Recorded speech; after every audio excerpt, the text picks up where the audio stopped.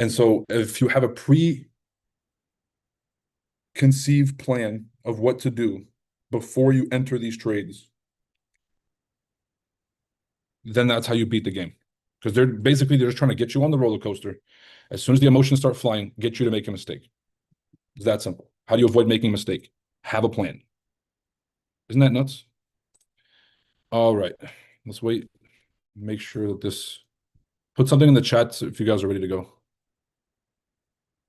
Zoom.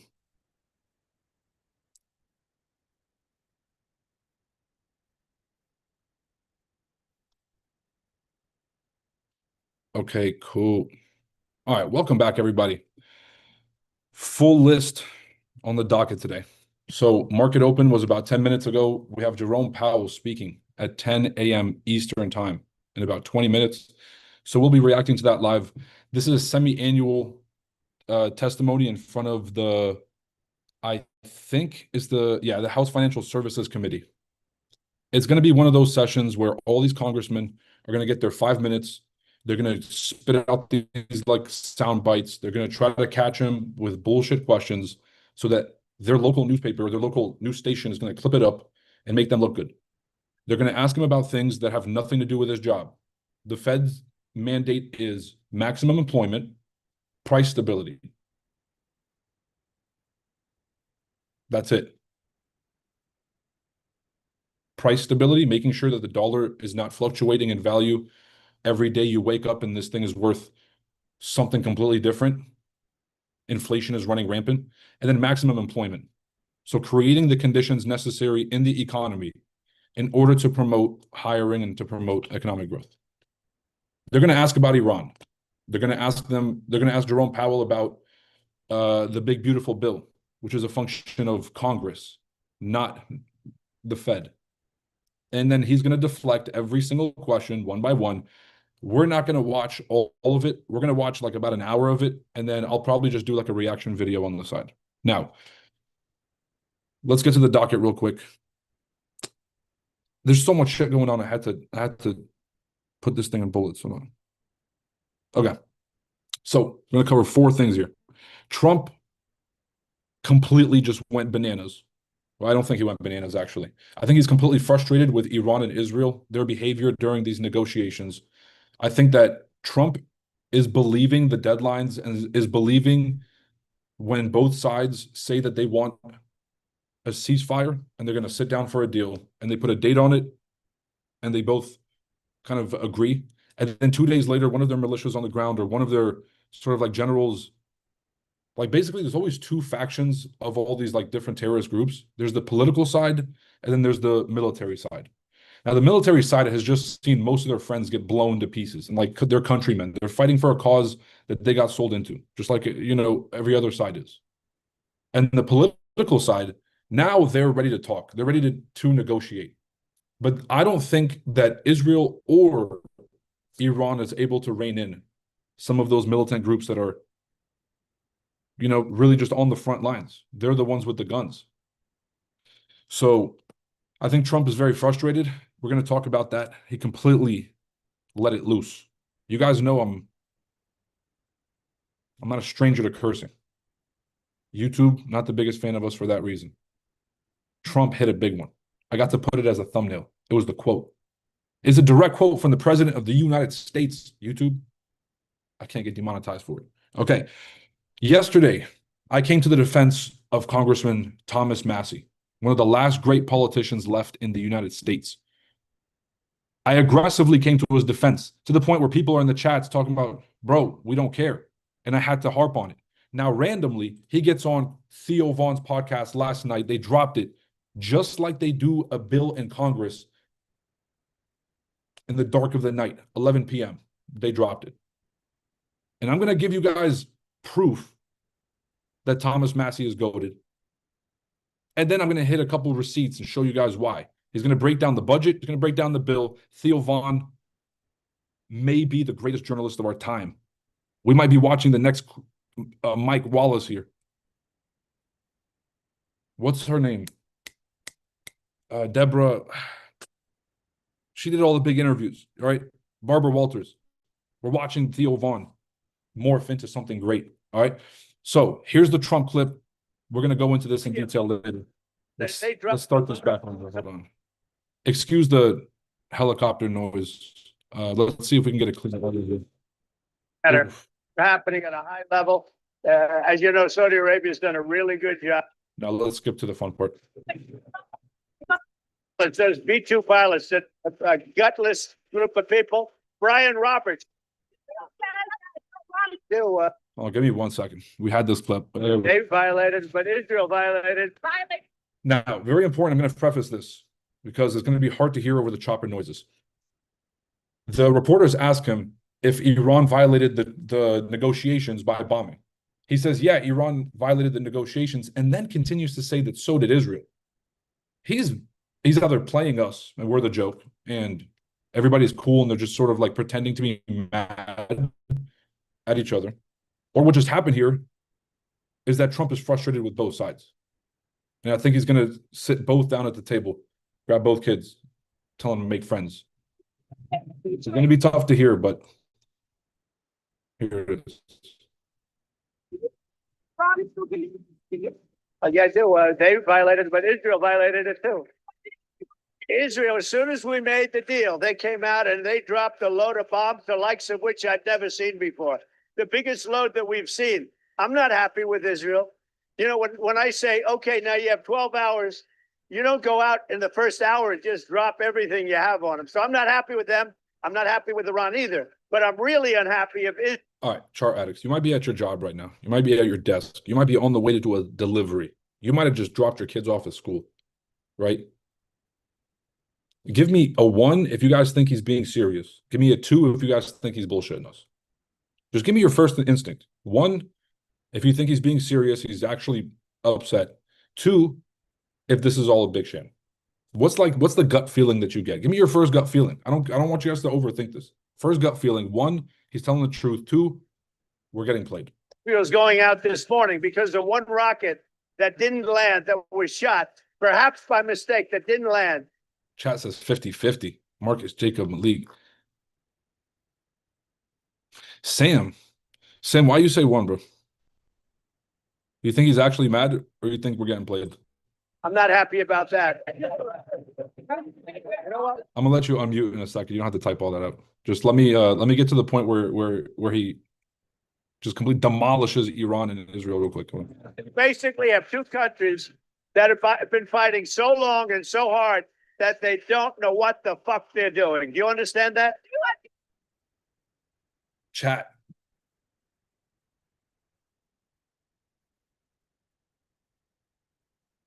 Now, this is the same guy that ran The Apprentice, one of the longest running shows in network television. I think he knows how to hook. He knows punchlines, right? Saying they don't know what the fuck they're doing would have been the craziest thing a president could do 6 months ago. But we just bombed the shit out of nuclear facilities.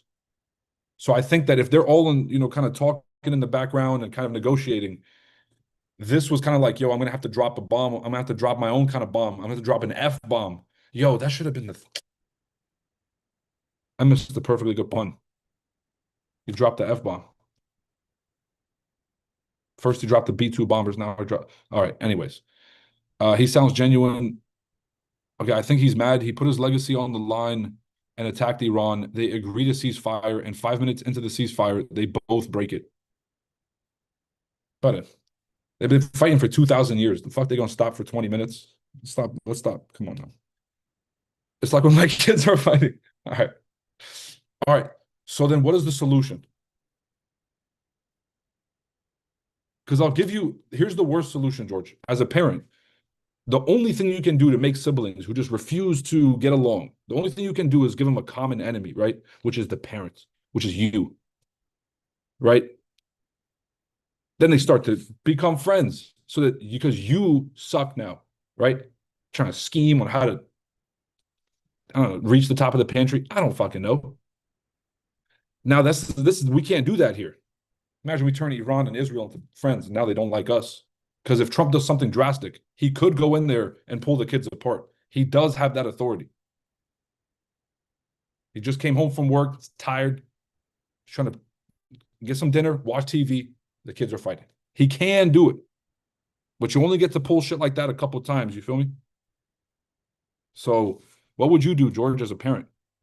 How would you pull these two kids apart? It makes Trump look bad now. You know Trump cares how others see him. I don't think it makes Trump look bad at all. I mean, you guys know how I feel about cursing. So I'm not like, I live in reality, right? Bombs are being dropped. People are dying. Curse words can't hurt you. So I'm in that camp where I believe, let it fly. And so this was kind of badass, man. Maybe I curse because I'm just literally whatever comes next into the thought stream, I'm just letting fly. So you really only curse when you're kind of just off the cuff. Unless this was staged. That's why I had to ask you guys' intuition. Because he is a master, like, showman, like the Apprentice show, All right, Jerome Powell hits the stage in about 10 minutes. Let's check the NASDAQ chart. Has not hit the sell zone, has not hit the buy zone yet. We're going to get this trade probably while Jerome Powell is speaking. Let's see. All right. I put them both in timeout. All right. John says, yeah, but Trump still needs to make a move. Bro, we just bombed the shit out of all of their nuclear facilities. Like, this thing was in a mountain. The only plane and the only bombs that could get to it belong to America. And for no reason, on a Monday, on a Tuesday, just pulled the Top Gun move that I showed you guys in the last stream. So that happened. A move, he friggin' bombed Iran. George, thank you. All right, you guys are taking care of this in the chats. I can see this. All right, he needs to talk to Netanyahu and sit his ass down. Dude, I think that Netanyahu's on the same page. I think Qatar, Iran, Israel, I think they're all on the same page. The political wing versus the military wing. 4 of your boys just got blown up, man. They're in a wheelchair, got one arm. He's got a wife. His wife looking at him. He's got one arm. You're looking at this shit. You're like, bro, we are not going to cease fire because on a Tuesday, they just bombed our facilities, and you want us to cease fire. Like, imagine the troops on the ground trying to wrap their heads around this giant political chess match that's being played. That it makes no fucking sense. George says, I bombed Iran because of you. I'm not going to put you out there like that, George. All right, listen. So that's the Trump. We're going to go back and talk about that. But first, before Jerome Powell hits the stage, this is me vehemently coming to Thomas Massie's defense yesterday on this live stream. Donald Trump is calling out Congressman Thomas Massie, the last great congressman, the last good politician, and good being like a relative thing. There's no good politicians because they all have to do shady shit. But he's about the best. He's the least dirty shirt in the fucking in the pile, in the clothing fucking pile. Okay? Congressman Thomas Massie is an American treasure. I said he's an American treasure. He's not bought and paid for by the sketchiest fucking multinational corporations and does their bidding. He constantly votes to reduce the budget, and he's the only actual fiscal conservative, in the entire Congress. Everybody else is voting on spending $2 trillion. So Donald Trump is sitting here saying, Congress, I'm going to read this word for. So yesterday and today, Trump is on the offensive again, going at Thomas Massie. So I came to his defense. This is yesterday morning, same time, 24 hours ago, same as we sit here today before you. Okay. Then I go and I'm just on YouTube and I see Theo Vaughn post Thomas Massie. Thomas Massie, like 4 years ago, was boring, libertarian, conservative. He's the guy with the debt clock. Okay. Boring guy. Now he's on Theo Vaughn. And Theo Vaughn came to his defense, and Tucker Carlson came to his defense. I'm going to show you guys a few clips here before Jerome Powell hits the stage, because it's going to be a very boring testimony in front of the House Financial Services Committee. They're going to ask him bullshit questions. He's going to deflect. He's going to read off the thing, right? They're going to take up all their time monologuing him as opposed to asking him questions. When he goes to answer, they're going to cut him off. He's going to laugh it off because he's been here before. So let's enjoy a little bit of the I told you so here. That was me yesterday vehemently supporting Thomas Massie. Here's a little bit about Thomas Massie. This is Thomas Massie explaining the national debt. Until Congress raises the debt limit. Now you say, how did they do that? Well, they start selling off the postal workers pension fund. They take the money that's been saved up to pay your postman his retirement, and they use that to fund other parts of the government. They can only do that for a few months, and that's what we've been doing for, the first 6 months of this presidency. And pretty soon we're going to run out of all those extra things we can spend. That we're leveraging, basically? Yeah, we're leveraging all that, and they're going to have to pay it all back. So we really probably are closer to 36.6 or 36.8 trillion. But is that a common practice, like leveraging like pensions or I don't want to say like Medicaid and Medicare? They're not leveraging that, right? Oh, anything they can get their hands on, they liquidate it. And what Thomas Massie is describing here is that we're in so much debt that we cannot bring in enough money to pay the interest on this debt. Like he was saying that kind of like, here's a rough number of all the taxes that we pay every year. Look at the total number you paid. The first $16,000 of that goes right out the fucking window, straight to paying the interest on the debt. And so then, because they have to replenish, or they might take some money, like you just said, from Medicare, the budget for old people, the budget for sick people, the budget for the needy. And then they have to use that to finance the government instead, because they used all the tax revenue to pay the interest. And he's going to explain the kind of the credit card example, but spending Medicare money because you mismanaged the debt that's got to be a war crime. These are old people that need that money for the next 10, 15, 20, 25 years to live. And they spend it, for instance, to buy bombs and send them overseas.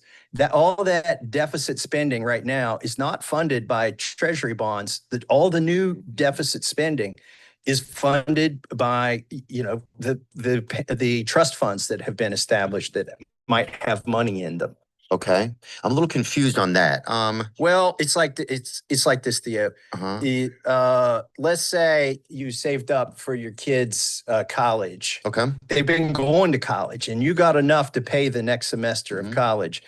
But your credit card comes in, and your credit card gets canceled. So instead of renewing your credit card, you just spend your kids' next tranche of tuition or something. But you got to find that money before the next semester comes back, or else they get kicked out of school. Okay, and so how do we find them? My son-in-law makes them and sells them, and he had somebody go on. He probably they get anything they can get their hands on. They liquidate it, and they spend it, for instance, to buy bombs and send them overseas. All that deficit spending right now is not funded by treasury bonds. All the new deficit spending is funded by the trust funds that have been established that might have money. So here's the deal. When the government does not have enough money to meet its budgetary requirements, typically it will issue treasury bonds. And that's a way of the government raising money. It issues these pieces of paper from out of thin air, and then it just sells them, auctions them out into the market. And the Chinese buy them, and the sovereign wealth funds buy them, and these large pension funds buy them, people's retirements buy them. And then basically it's a promise that the government's going to pay you back this money with an interest rate in the future, with like a return.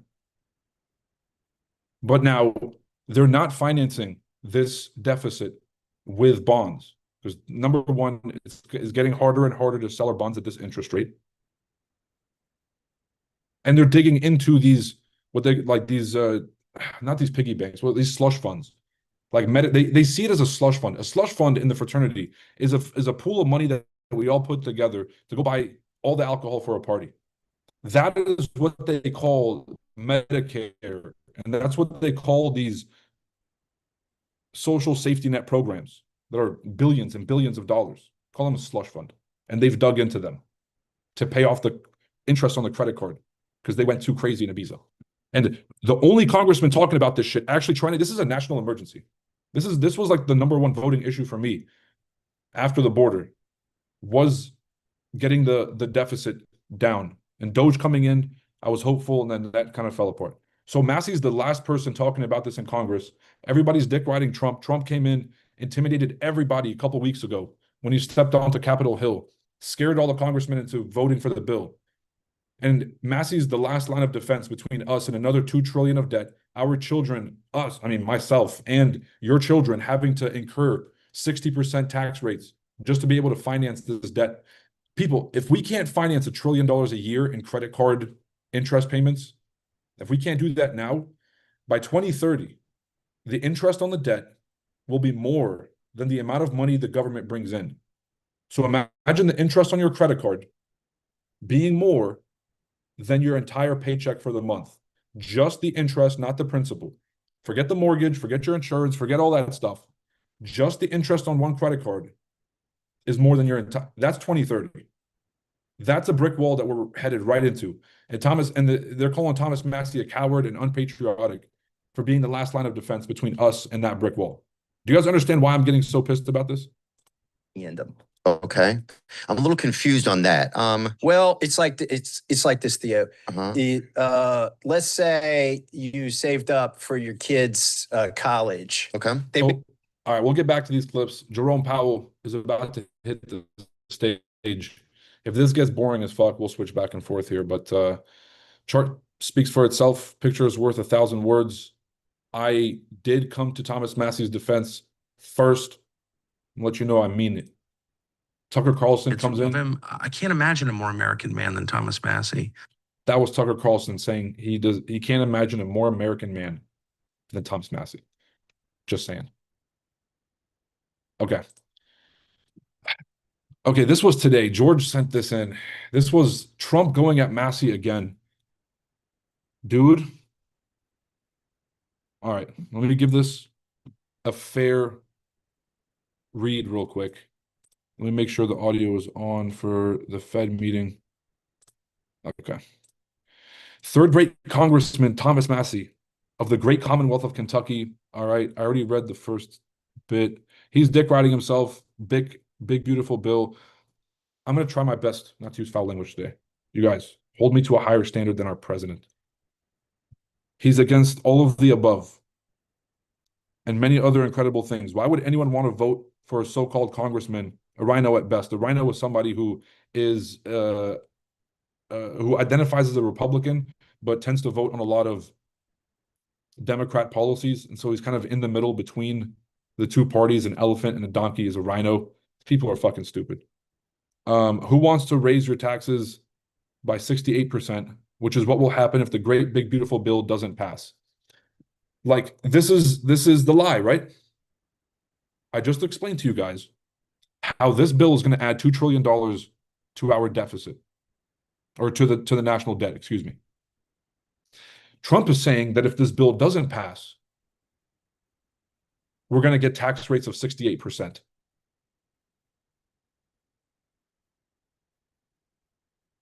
If we go more in debt, the government's going to need to take more and more of our money to finance it. Just look at Canada. They overspent, they promised way too much entitlements, and then they had to basically tax their people into oblivion just to be able to go month by month to finance their government. It's ridiculous.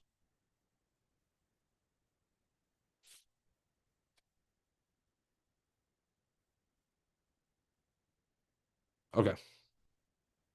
He's a loser. See, man, I don't like this. Press conference hasn't started yet, so this is probably a perfect time to go through this clip, which is, oh, the big beautiful bill. This is Thomas Massie shitting on the big beautiful bill. Oh no.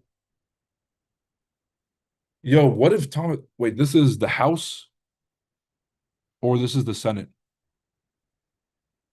Rayburn House Office Building. Funny enough, that's where I used to work. I worked at Canon and I also worked at the Rayburn. This is where all the congressmen's offices are. Massie says that other countries' big banks will stop lending to the U.S. Committee on Financial Services will come to order. Without objection, the chair is authorized to square a recess at any time. This hearing is entitled the Federal Reserve Semi-Annual Monetary Policy Report. Without objection, all members will have 5 legislative days within which to submit extraneous material to the chair for inclusion in the record.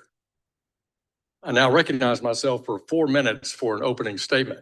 Good morning. I want to thank Chair Powell for joining us today. We appreciate your time and look forward to hearing more about the Federal Reserve's outlook on economic and monetary policy.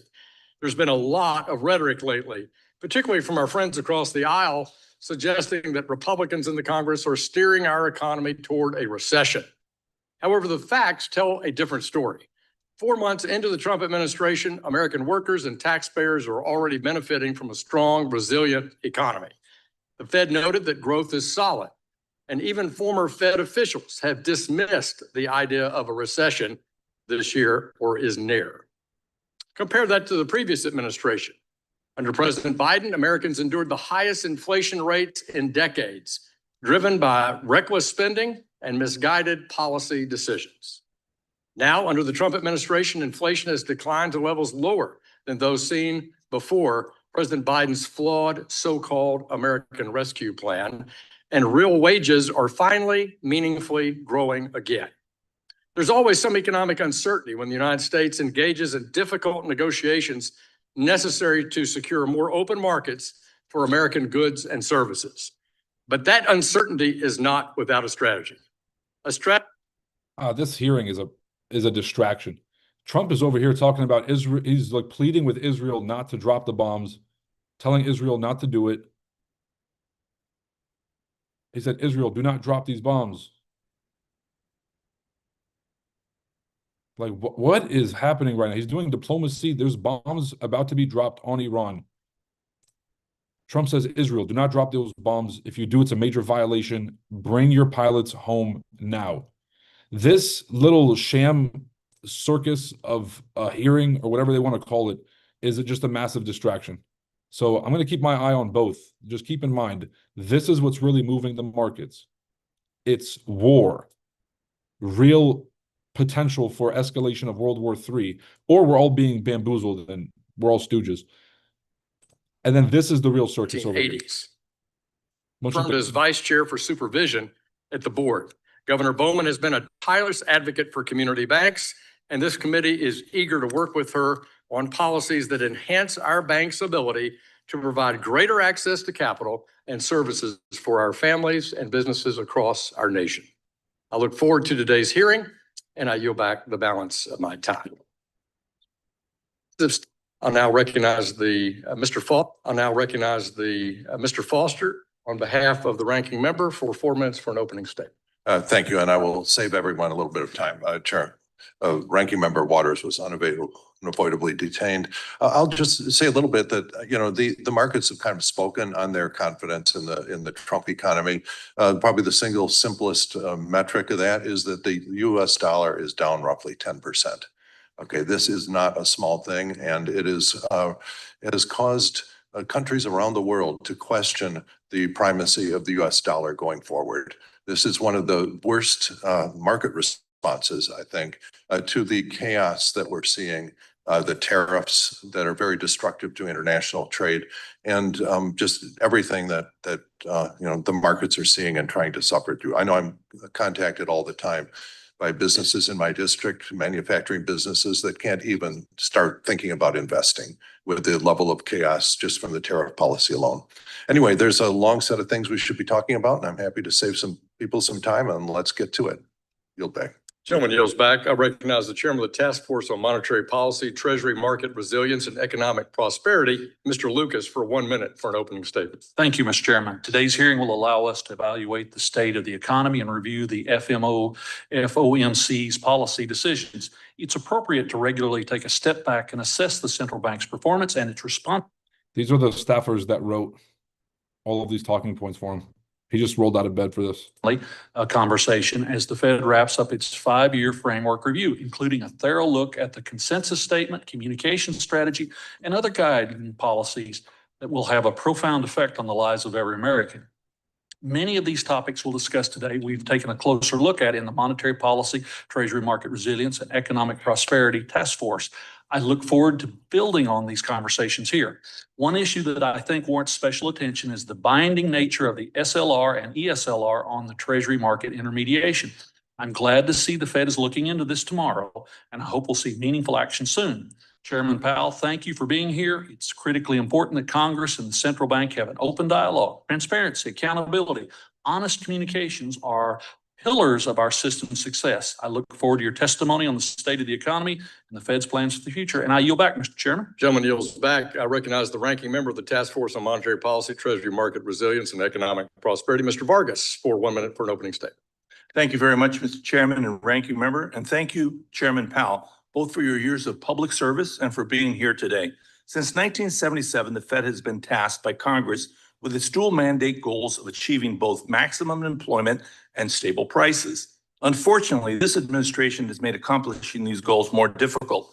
In the Fed's most recent summary of economic projections, we see a forecast for slower growth, stickier inflation, and rising unemployment, all of which point to a potential stagflation scenario. Whether it's the president's indecision on trade policy, his hiring freezes impacting the collection of economic data, his ballooning of the deficit to cut taxes for the wealthy, or his name calling, all of these actions make it tougher for the Fed to do its job. I look forward to your testimony today, Mr. Powell, Chairman Powell. Bro, this is a fucking disgrace. Look at this tie. What is it? I told you guys it was a circus, right? I told you guys, look at this. I get it, right? If you're a pediatrician and you're a doctor for kids, have at it. We're at war.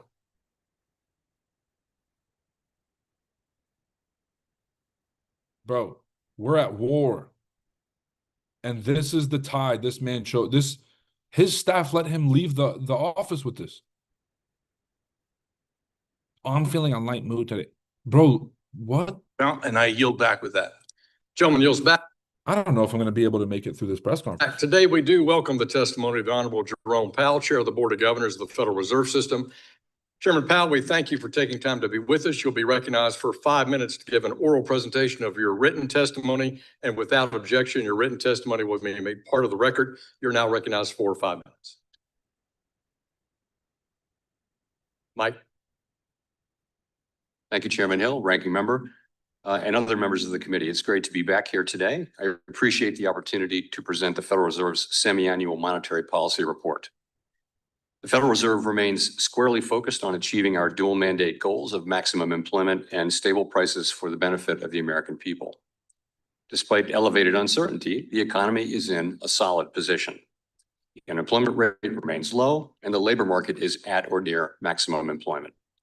Inflation has come down a great deal, but has been running somewhat above our 2% longer run objective. We are attentive to the risks on both sides of our dual mandate. I will review the current economic situation before turning to monetary policy. Incoming data suggests that the economy remains solid. Following growth of 2.5% last year, GDP was reported to have edged down in the first quarter, reflecting swings in net exports that were driven by businesses bringing in imports ahead of potential tariffs. This unusual swing has complicated GDP measurement. Private domestic final purchases, or PDFP, which excludes net exports, inventory investment, and government spending, grew at a solid 2.5% rate. Within PDFP, growth of consumer spending moderated, while investment in equipment and intangibles rebounded from weakness in the fourth quarter. Surveys of households and businesses, however, report a decline in sentiment in recent months and elevated uncertainty about the economic outlook, largely reflecting trade policy concerns. It remains to be seen how these developments might affect future spending and investment. In the labor market. Bro, John, is it even worth watching this? I know it's Jay Powell, but like, did you guys hear what he just said? He said in the last few months, consumer sentiment has been weaker than expected. It is yet to be seen how this may affect future sentiment for consumers. People not feeling too good. Me no know what happens later. Thanks, dude. Thanks. I don't fucking go down the street to the palm reader down the street, ask her next. We get a fucking full spectrum view, a holistic perspective of the economy while we're at it. Inflation has eased significantly from its highs in mid-2022, but remains somewhat elevated relative to our 2% longer run goal. Let's fact check this. Estimates based on the Consumer Price Index and other data indicate that total personal consumption expenditures, or PCE prices, rose 2.3% over the 12 months ending in May, and that Excluding the volatile food and energy categories, core PCE prices rose 2.6%. Near-term measures of inflation expectations have moved up over recent months, as reflected in both market and survey-based measures. Respondents to surveys of consumers, businesses, and professional forecasters point to tariffs as the driving factor. Beyond the next year or so, however, most measures of longer-term expectations remain consistent with our 2% inflation goal. Our monetary policy actions are guided by our dual mandate to promote maximum employment and stable prices for the American people.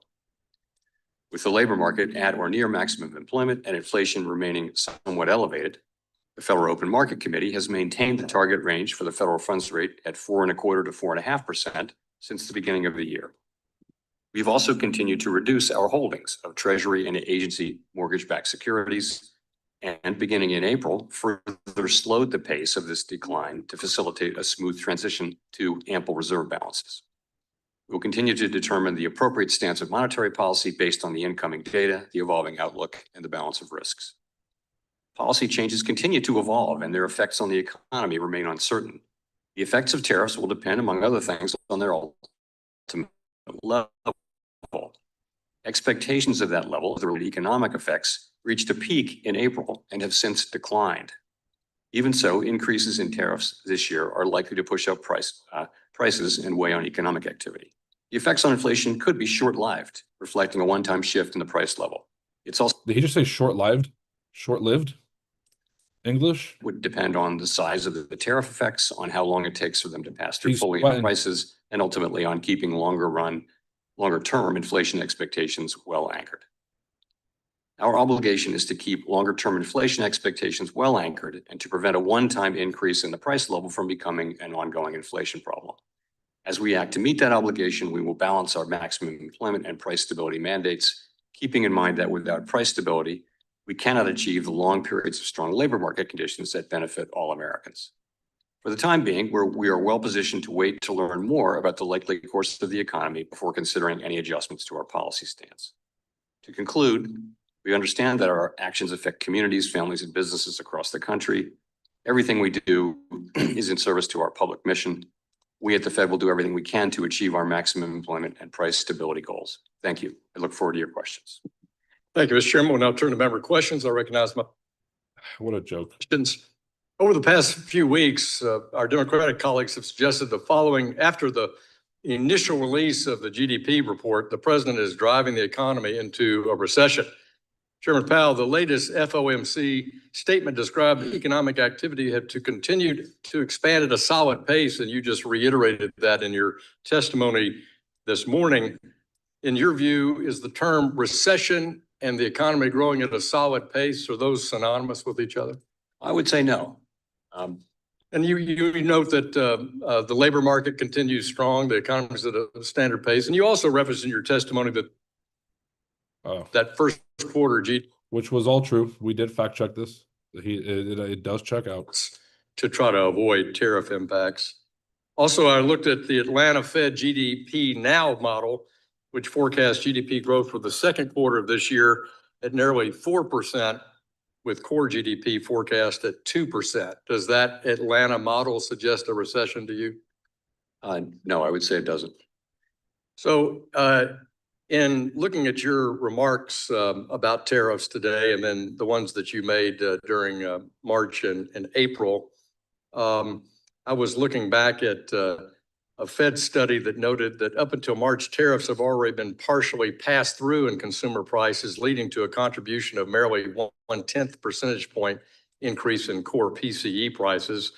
And a Harvard study last week showed that prices have only modestly adjusted since the announcement of tariffs. Finally, the longer-term inflation expectations remain consistent with the 2% goal. Governor Waller laid out a pathway that allows for rate cuts, provided that average effective tariff rates remain close to 10%, or I assume he means 10% or lower. The labor market remains solid. Prices continue to disinflate. So given that data I've outlined, I'm sure data that you're very familiar with, for the economy to avoid persistent inflation, do you concur with Governor Waller that there is a pathway for good news as it relates to the regulatory policies, the tax policies that I've discussed, in a world with lower tariff rates? So first, I wouldn't comment on any other FOMC members' comments one way or the other, but I will say this. I think many paths are possible here, and certainly the one you mentioned is a possible one. We could see inflation come in not as strong as we expect. And if that were the case, that would tend to suggest cutting sooner. We could see the labor market weakening, and that would also suggest cutting sooner. On the other hand, if we see inflation coming in higher, or if the labor market were to remain strong, then we would probably be moving later. So I think a range of possible paths are possible, and certainly the one you mentioned is one of them. In February of 2021, you told us in this committee that you would stay in your lane and not comment on President Biden's proposal for the American Rescue Here it comes. They're going to ask him about shit that has nothing to do with his job. federal spending. And, you said it was an issue, but that you would stay in your lane and not comment on it. But Here's the deflection where he's going to stay in his lane and not comment on it. idea of tariffs being set by the executive branch. So are tariffs in your lane, but a huge fiscal spending by the Biden administration not in your lane? Explain to the committee why you chose to be silent in February of 21, but outspoken this spring. Sure. So we haven't commented, and it would be inappropriate for us to comment on the policy of tariffs. We don't have a view. It's not our job. Told you. We just wouldn't do that. And just as we wouldn't comment on the reconciliation package that you're working on right now. We're not commenting on tariffs. What our job is inflation, keeping inflation under control, and also keeping maximum employment. And when policies have what appear to be short and medium term implications, meaningful implications for that, then they kind of, not the policies themselves, but the inflation becomes our job. Yeah. My views on price stability. I think it's a first among equals in your. He always paints himself as the cleanup crew. Like, you guys are responsible for this. We just got to come and clean up after and make sure the dollar's stable. That before, but I was very curious about your thoughts on a former president of the Cleveland Bank, Loretta Mester's quote that I read from last fall. She says, "I think that maximum employment is the maximum level of employment consistent with price stability." In other words, she elegantly ties that together, that price stability is what you can have more control over rather than, all these other factors that enter the employment picture, like legislative and executive branch. What's your thought about her quote? I personally think that's a very reasonable way to think about it. Thank you very much. I yield back. The gentleman from New York is recognized for 5 minutes. Thank you, Mr. Chairman.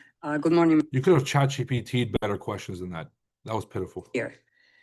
Last week, the FOMC decided to maintain the target range for the federal funds rate at 4.25% to 4.5%.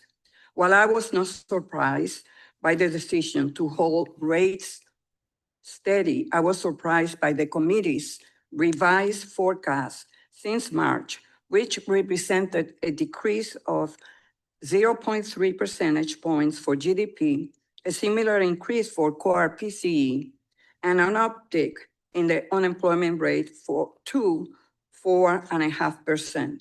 Can you explain the incoming data that the committee has seen since March that caused it to make these adjustments?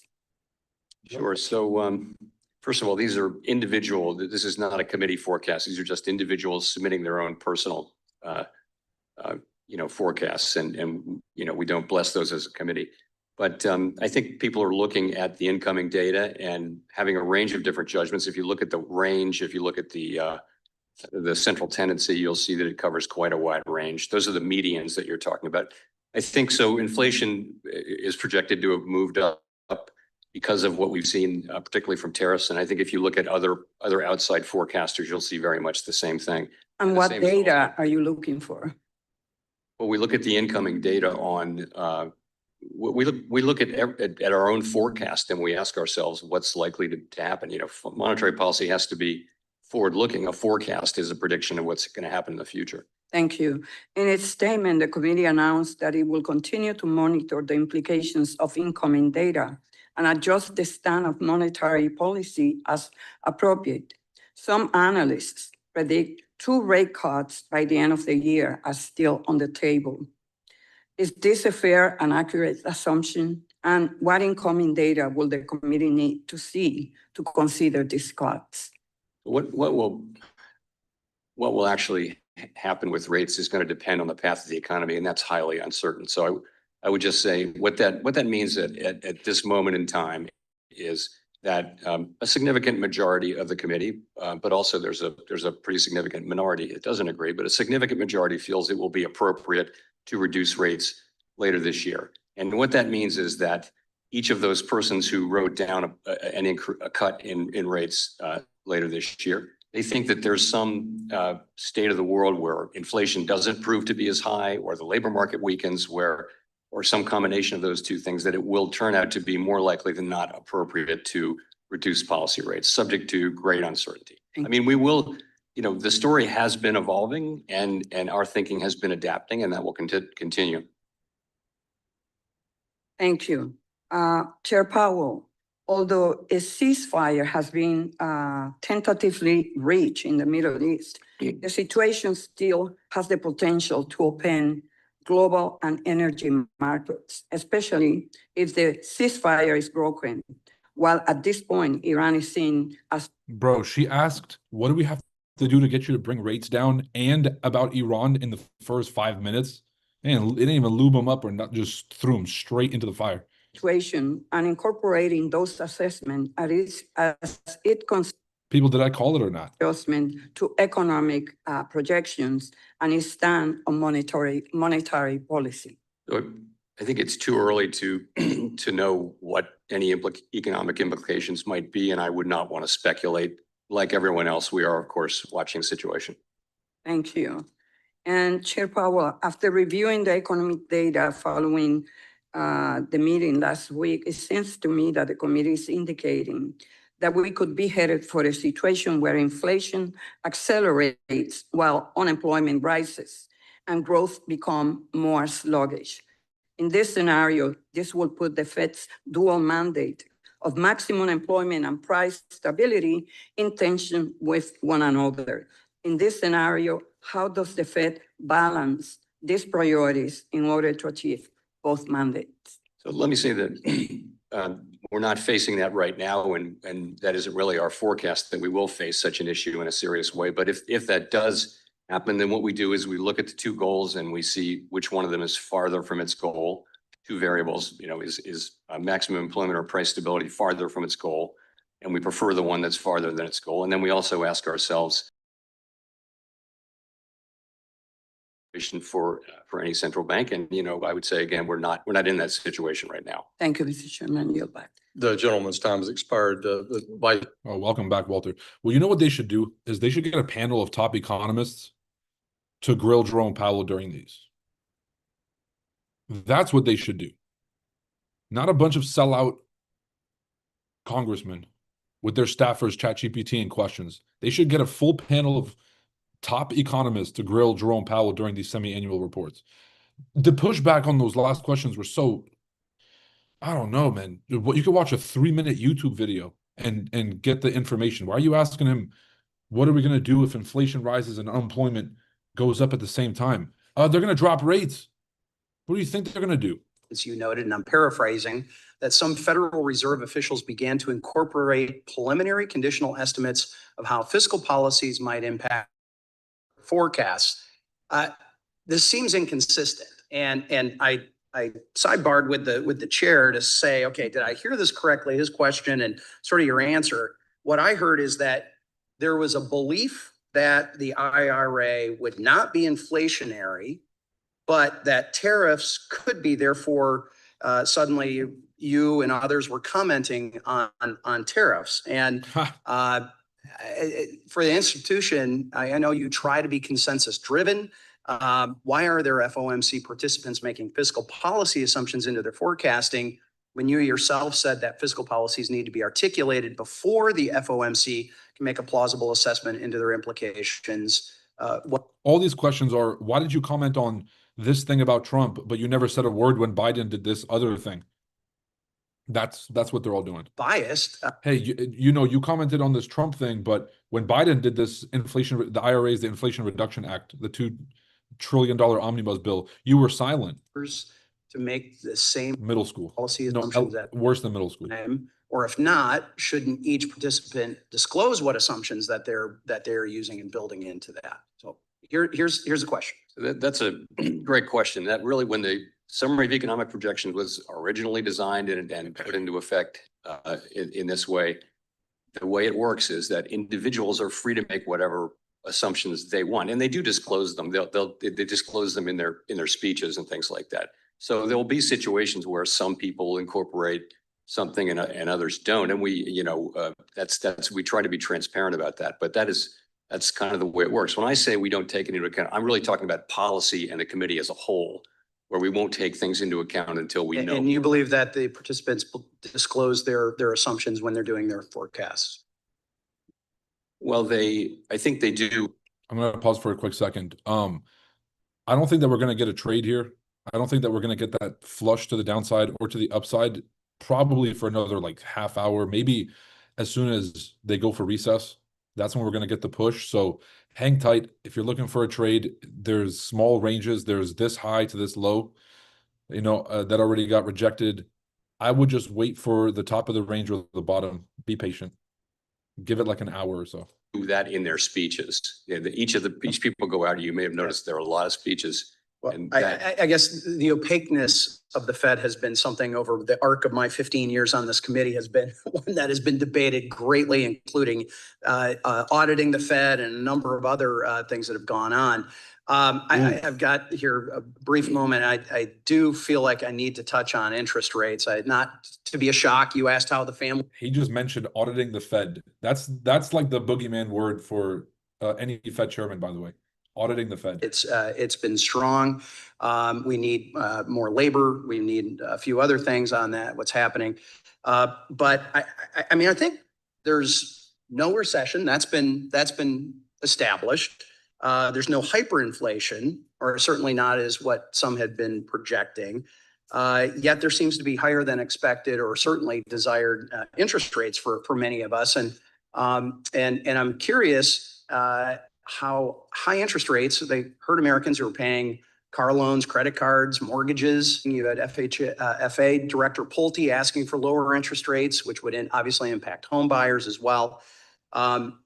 So what is it that's keeping, in your mind, the Fed from what many of us believe is the right? Because prices will go up if they drop the rates. You're welcome. England, the European Central Bank, the Swiss. Because it would lead to asset bubbles if we drop rates too soon. Page 33. You're welcome. As where you're laying that out. I just answered the question before Buddy's even done asking the question. Employment, is it because of those tariffs concerns that you said weren't part of the analysis? Was it energy, groceries, durable goods? Why? So you're right that if you just look in the rearview mirror and look at the existing data that we've seen, you can make a good argument that would call for us to be at a neutral level, which would be, a couple of cuts or maybe more kind of thing. The reason we're not is the forecast by all professional forecasters that I know of on the outside and the Fed do expect a meaningful increase in inflation over the course of this year. When I said we weren't going to talk about tariffs and inflation, that was to say, until we see what the policies are. And so now we know a lot more. It's 6 months since I said that. So anyway, I'm happy to continue this with you. He just said to expect inflation. Now that we've seen 6 months of these tariffs and what to expect, he's saying that, yeah, we're going to be seeing some inflation for the rest of the year. That was a slight little, I hate when they do this, man. The guy monologued the question and then didn't let Jerome Powell do his piece.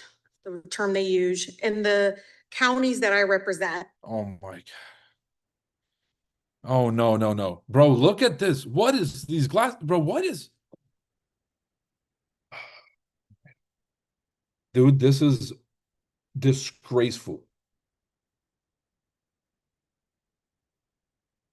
What is this? Bro, okay. I'm debating whether to unmute this or just go listen to Tucker or Theo Vaughn. Bro, the last thing I want to hear is Rashida Tlaib talk about finance, wearing these goofy ass the designer from The Incredibles. Hold on. I can't be the only one. The designer lady, bro. Somebody tell me Edna. Nah, not close. Nah, you know what? I'll let it slide. Close enough.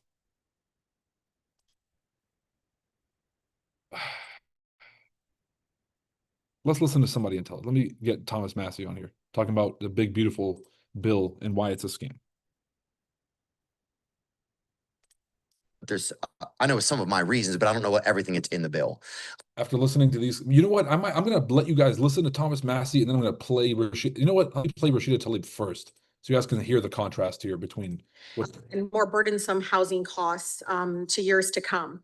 So Chairman Powell, I'm looking at this monetary whatever policy framework that you guys have put together.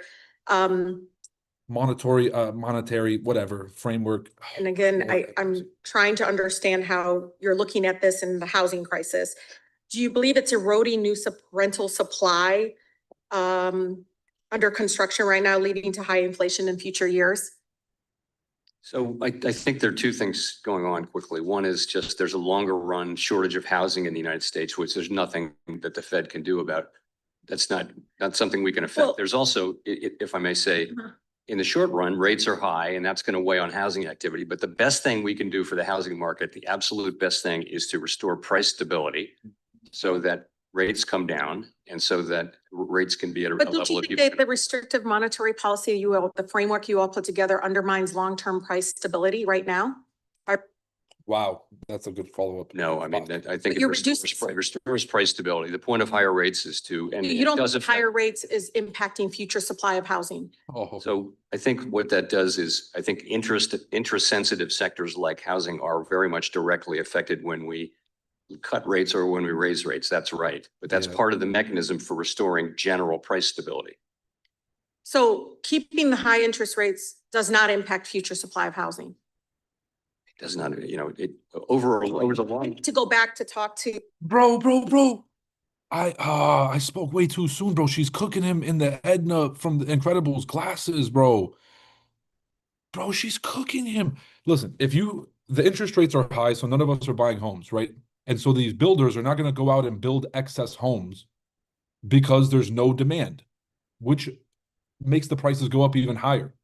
And so, of course, this backwards ass justification that somehow keeping rates higher for longer is going to somehow bring price stability to the housing market. There's asset bubbles everywhere in the stock market, in crypto, in maybe like federal real estate and commercial real estate. But when it comes to residential, I think when it comes to residential, I guess it's like a chicken or the egg thing. Yeah, if everybody wanted a house because interest rates were lower, builders would start building. I think Jerome Powell got cooked by Rashida Tlaib in the glasses. I would just leave, dude. I would just resign. Over the long run, Women that the study. Our policy will not be a driver of longer run housing supply. So, okay, let me ask you, what is the difference? And I'm honestly confused. I want to learn here. And I'm sure people listening to this want to learn. What is the difference between demand-driven rent inflation and supply-driven rent inflation? Oh my God. I apologize formally for roasting Rashida Tlaib. Wow. Inflation. She's reading my mind. You guys use these terminology. What is that? How do I communicate that to the public? What is the difference between supply-driven versus demand-driven rent? Those are not terms that we use particularly often. What's supply-driven for me? That would mean that there's not enough supply to meet demand, but at the same time, it also means there's more demand than there is supply. So are you guys ignoring that? No, but as I said again, our policies will not affect in the long run, either demand or supply in housing. I'm being serious, y'all. We're talking about a housing crisis that is getting worse right now because we're not paying attention to future instability that the current rates, and you can raise your eyebrows and all this stuff behind. I don't know. I mean, do you understand? Like, I come from a community right now that I believe is now being impacted by the current framework that you're putting together. that I do feel like it's gonna be long-term effects on the housing crisis, and you're ignoring it. No, we're not. Actually, we think the very best thing we can do is to fully restore price stability at the aggregate level. That will be the best thing for homeowners and for home builders and everybody else. That's in the long run, that is the single thing that Congress has assigned us to do.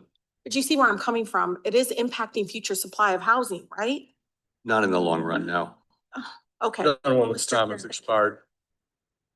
The gentleman from Wisconsin, Mr. Stile, who's also the chair of our subcommittee on digital assets, financial technology, and artificial intelligence. You're recognized for 5 minutes. Thank you, Chairman Hill. Thank you, Chairman Powell, for being with us today. I want to dive into two actions the Fed's recently taken to get a little additional color on. Yesterday, the Fed announced that reputational risk would no longer be a component in bank exams. I viewed that positively. I viewed the reputational risk as often being a catch-all for political bias. I think it's positive to depoliticize bank exams and instead focus on the core and measurable risks. Could you provide color as to whether or not any new information came to light that led to the decision of the Fed to remove that yesterday? I'm not aware of any new information. No, we just think it's the right thing to do, and of course made an announcement on Monday under Governor Vice Chair Bowman's leadership. Why would it not have been done previously if it's the right thing to do? I agree with you, it's the right thing to do. Why was it? Any timeline as to why that was done yesterday versus previously? No, I think this is a problem that we came to understand as a problem over the course of the last couple of years, and began considering what's going on here. We're hearing a lot of reports of debanking and that sort of thing. And over the course of really 2024, came to the view that this was a serious problem that we need to address. And we've said that publicly, and now we're doing this, and so are the other agencies, by the way. I appreciate you taking that action. I do agree that there were real political bias in some of those exams, in particular as it related to regulated entities engaged in the digital asset space. Let me shift into the digital asset space if I can. Another action recently taken by the Fed, the Novel Activities Supervision Program was ended and withdrew several statements on digital asset related risks that deterred bank involvement. In particular, you and the Fed and others, the Fed have spoken positively about the House and Senate work to regulate stablecoin, in particular, a real opportunity to dollarize the globe and be a significant purchaser of U.S. Treasuries. Following that action by the Fed, have you seen an identifiable shift in banks or other regulated entities as it relates to engagement in the digital asset space? I wouldn't be the one to be picking that up first, but what I do see is a very significant change in the tone, and it really does reflect evolving thinking and the evolving status of the crypto industry. And I would expect over time we'll see more activity. How is the Fed evaluating and overseeing banks or other regulated entities that are in the digital assets or crypto space? Our view is that banks get to decide who their customers are. That's not our decision. And so banks are free to provide banking services to the crypto industry, to crypto companies and bank. Why does Trump keep saying the 250th anniversary, bro? I thought that was this year. The Independence Day is 1776. This year will be 249 years old. Bro, I think somebody lied to Trump, told him it was the 250th anniversary. And he keeps saying this July 4th, he's saying, as we begin the celebration of our country's 250th birthday, we need to pass the big, beautiful bill. I hope he's not talking about this year. Somebody needs to check him. Because I did the math. 1776. That's 249 years old. Banks are also free to conduct crypto activities as long as they do so in a way that is, protective of safety and soundness. Thank you very much. Let me shift gears because I want to give you just a little bit of an opportunity to comment on the housing sector once again, but give you a little freedom here to speak to that area. You correctly are trying to balance inflation and price stability, but also higher rates have a significant impact on the housing market as shelter and housing costs are a significant driver of why many families can't afford the things that they need.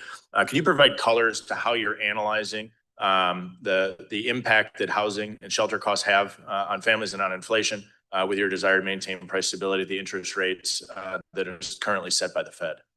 Sure. So, we realize that people are feeling high housing costs and high financing costs. In terms of inflation, we look at something called owner's equivalent rent and rentals, and that's meant to capture both rented housing and owned housing. And it's been very sticky. You know, it's been one of the stickiest parts of inflation. I'm happy to say now it actually is coming down quite regularly. That's very good news. That's been the part, really, it's been the service inflation that's been stickier than other parts of inflation. So that's good news for people, I think, and it is showing through into measured inflation now. Again, in the long run, the best thing we can do is restore price stability and let the market work. Even then, though, we're still going to have a housing shortage. What data do you think is leading to the reduction that the rent equivalent?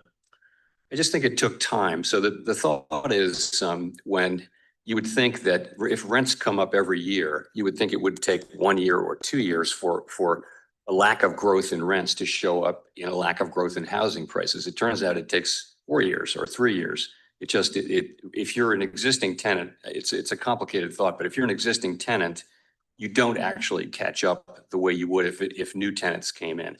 And so that's made the measurement of inflation stickier. But I'm happy to say we've been through that period now, and we are really seeing now housing services inflation pretty close to where it was when inflation was solidly at 2%. Thank you. I yield back. Gentleman yields back. Gentleman from California, Mr. Liccardo, is recognized for 5 minutes. Thank you, Mr. Chair. Chairman, thank you for your testimony today. I appreciate that your dual mandate is full employment and price stability, and I appreciate your efforts on behalf of our country to achieve those. My understanding is that critical data is collected by the Bureau of Labor Statistics to help formulate the indicators that you rely on, that we rely on to understand unemployment rates, CPI, and other inflation indicators.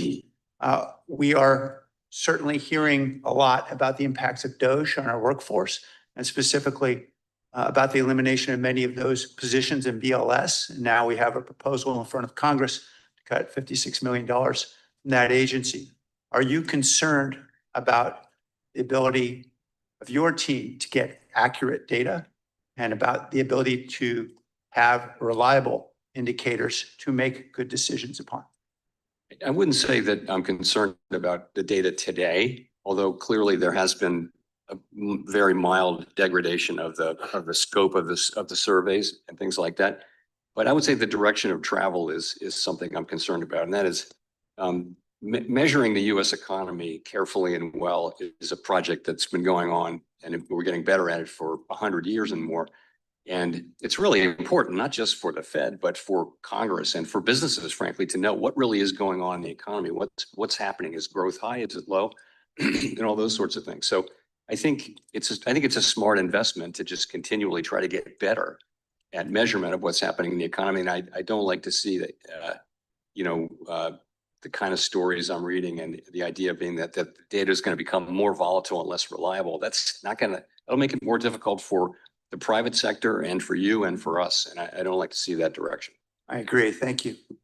I appreciate that it's not your role to comment on the advisability of specific policies, but given your critical role in ensuring price stability and reducing inflation, I have had conversations with, quite recently, just a week ago, with a C-suite executive of a major world global retailer who informed me, because I asked, why aren't we seeing the impact of these tariffs and price data yet? And he said, it's coming in the third quarter, because it takes time for tariffs to work their way through distribution chain. Often what you have on the shelf today may have been imported 2 or 3 months ago. Is that your understanding? Do you anticipate there may be impacts down the road? Yeah, that's very much what I hear. I happened to meet with an unusually large number of business people in this last FOMC cycle. And that's a typical thing that they'll say, especially the retailers, that what's being sold now was in inventory in February, let's say, and it just isn't showing up yet. So we do expect to show up, tariff inflation to show up more. But I want to be honest, we really don't know how much of that's going to be passed through to the consumers. We just don't know. And we won't know until we see it. It could be lower than we expect. It could be higher. We have to wait and see, which is kind of what we're doing.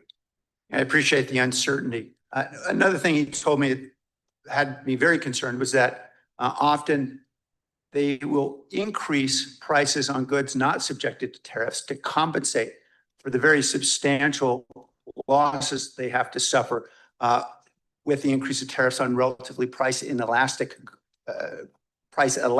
goods. So in other words, necessities will also tend to bear a higher price, even if they're not subjected to tariffs. Is that your understanding of the potential impacts? You know, that very much is something that companies will tell you that they do. If they can't cover the losses on the thing that's being tariffed, they'll find other ways to do it. We actually don't have prominent examples of that yet, but that's certainly a possibility. And that did happen in the last tariff episode with washing machines and dryers. Thank you, Mr. Chairman. And finally, there's indications in the introduction of the report that the Fed is losing its ability as we see interest rates getting closer and closer to the minimum threshold, the ability to stimulate this economy in times of recession. We haven't had a recession, or at least we haven't had an extended recession in a decade and a half. I am particularly concerned now as we are looking at debt that is being considered to be imposed on future generations by this particular bill. Could there be a combination of very high debt and very little room to move in monetary policy that could undermine our ability to respond to the next recession? So we faced that issue quite a bit in the era of very low interest rates, but we're at higher levels of interest rates now, so there's significantly more room to cut than there was then. Thank you. Gentleman yield back. Gentleman from Wisconsin, Mr. Fitzgerald, you're recognized for 5 minutes. Thank you, Chairman. Chairman Powell, thanks for being here today. Appreciate it. I want to go back to something we had some brief discussions about this in the past, but in September of 2024, with core inflation still being above target and the labor market was holding steady at the time, the Fed made a decision to cut rates by a full 0.5 percentage point. It kind of raised some serious questions as to whether or not the data truly supported such a move at that time. And I think some of us were surprised that it was a full 0.5%. So can you revisit that again, what the Fed was thinking at that time? Because it seems to be somewhat of an enigma now. It stands out as, why was this done? Why was the 0.5% done at that point? I'd be glad to. So first of all, the inflation and employment readings were very similar then to what they are now. They weren't terribly a tenth or two. Right. But the difference then was you mentioned that the labor market was stable. It wasn't. The unemployment rate had actually gone up almost a full percentage point.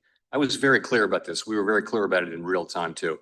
The concern at that time was that there really hasn't been an experience, or hadn't been an experience in the modern era in which the unemployment rate has gone up close to 1%. That hasn't been followed by much higher levels of unemployment and a recession. So we were looking at that and saying, and remember, at the point we're talking about, the federal funds rate was 5.3%. So definitely very restrictive level. We were the last of the big central banks to cut. So we wanted to make a statement that we were supportive of the labor market and not just inflation. We've been focusing on inflation. I was quite clear about this. So that it was all about the labor market. Inflation was the same and unemployment was roughly the same, but it was the rate of change with the unemployment rate that raised a lot of concerns. And remember, we were being criticized for being late to cut. So we could have done 25. If we'd done 25 in July, we were criticized for not cutting in July. Instead, we cut 50 in September. And it seemed like the right thing to do. And at the end of the day, we do what we think is It was the dumbest move ever. They were just trying to pump the stock market before Biden left office. It's the only reason why they held off on the July cut last year, and they just doubled up on September for no reason at all. Stop. Yeah. So they just said they're not going to drop rates unless there's a recession, people lose jobs, or unless there's a recession. And then they just ended up doing a 50 basis point cut last September for political reasons, just to help Biden get a boost during election season. I mean, this is obvious. Bring it up because it seems like everything's in place right now to kind of do the same thing, make the same move. I know this morning already, you've talked a little bit about where you were on inflation right now and kind of what you're watching, but is there any lesson there? I mean, are we in a position where it would be appropriate to do something as big as a 0.5% cut again? Well, look, as I said earlier, if you just look at the basic data and don't look at the forecast, you would say that we would have continued cutting. The difference, of course, is at this time, all forecasters are expecting pretty soon that we're about 30 points away from the sell zone. I'm looking at my trade of 8 over here on the other screen. So 22, 365. That's my sell zone. I'm going to start layering. I'll probably layer a tester entry around 60, and then just 10-point intervals. So 370, 380, and that's probably going to be it. But that is the difference between then and now. Then inflation was forecasted to continue to come down. Here it's forecasted to go up by all forecasters. So, and again, we're not overreacting to that. We're just saying, hey, as long as the economy's strong, we can take a little bit of a pause here. And that's what we're doing. And again, continue to adapt as the data comes in. If we see data that suggests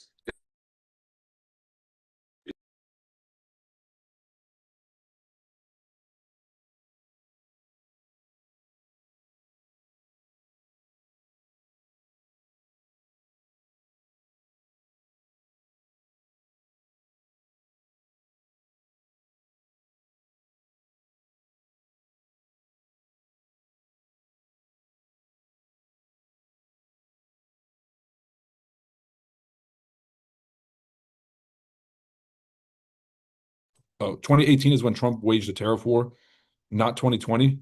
So 2020 is an anomaly. And so you would ask, in comparison, 2016, how does this supply chain shock compare and what's going to be the impact on inflation? Thank you, Mr. Fitzgerald. Gentlemen, going to produce big increases, that would matter. And if we saw the labor market weakening, that would matter too. But we don't see those things. What about supply chain? In 2020, that was a big issue, obviously related to COVID. But I know myself and other members, when we're in our districts and we're specifically talking to light manufacturing, there's concerns about the supply chain. Is that part of the data package that you review when you make a decision about where we're headed in the future? Very much so. I think that's one of the great, well, won't call it a great thing. One of the lessons to be taken from the last episode is supply chains really matter. We're watching that carefully. It's too soon to say really on that. We're not seeing it yet, but gentleman's time has expired. Thank you, Chairman. Yield back. Thank you, Mr. Fitzgerald. The gentleman from New Jersey, Scott Heimer, you recognized for 5 minutes. Thank you, Mr. Chairman. Chairman Powell, as a member of the Intelligence Committee, I'm deeply concerned about the threat of Iranian cyber attacks on our financial system as retaliation for our strikes on their nuclear facilities. In its cybersecurity report last year, the Fed acknowledged that critical infrastructure, including financial services, is at risk with rising geopolitical tensions. Iran has a history of targeting American infrastructure companies and financial institutions and banks, which could obviously threaten and cause economic damage. What actions is the Fed taking now to monitor and defend against Iranian or proxy cyber threats targeting our country's financial institutions? So we're in touch with the other regulators and the parts of the government that work on cyber, as you know, and we're in touch with the banks to say, for people to be on the alert for things like that to happen, and also. I told you guys, it's boring, it's a circus, and it's a distraction. And the market's really not going to give us that pump until he stops speaking. So basically, here's how the markets work, is they grind your patience if you're like counting the clock, right? If you're like hand wringing or you're sort of like counting the minutes, like it's the end of class, you're going to be cooked. Because they grind down that muscle, that willpower fatigue is what I call it. And then as soon as it's ground down, then you kind of get off the charts and then the market moves in one candle. So I will recommend this to you guys. If you're not a very patient person or you find yourself having trouble waiting, then set alerts, check back every 15 minutes, right? Set timers on your phone, check back every 30-minute candle or 15-minute candle. That way you know that it's going to take at least a 15-minute candle to get to the entry zone. And so you're not going to miss anything.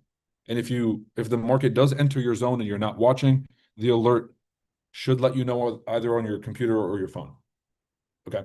Now, the second piece is staying busy. So you can't put half of your effort into work and half of your effort into trading, because then you're just doing shitty work both ends. when you have a clear, like a disciplined system of setting alerts and kind of checking the market at, like, so you just don't have the phone in your hand or your laptop in your face the whole day. You're kind of just watching candle by candle. Instead, discipline equals freedom. Okay. So that's my piece of advice for folks who are struggling to wait. The rest of you guys, Chart Addicts members, we do this. This is a distraction, circus show. What are they distracting us from is the question.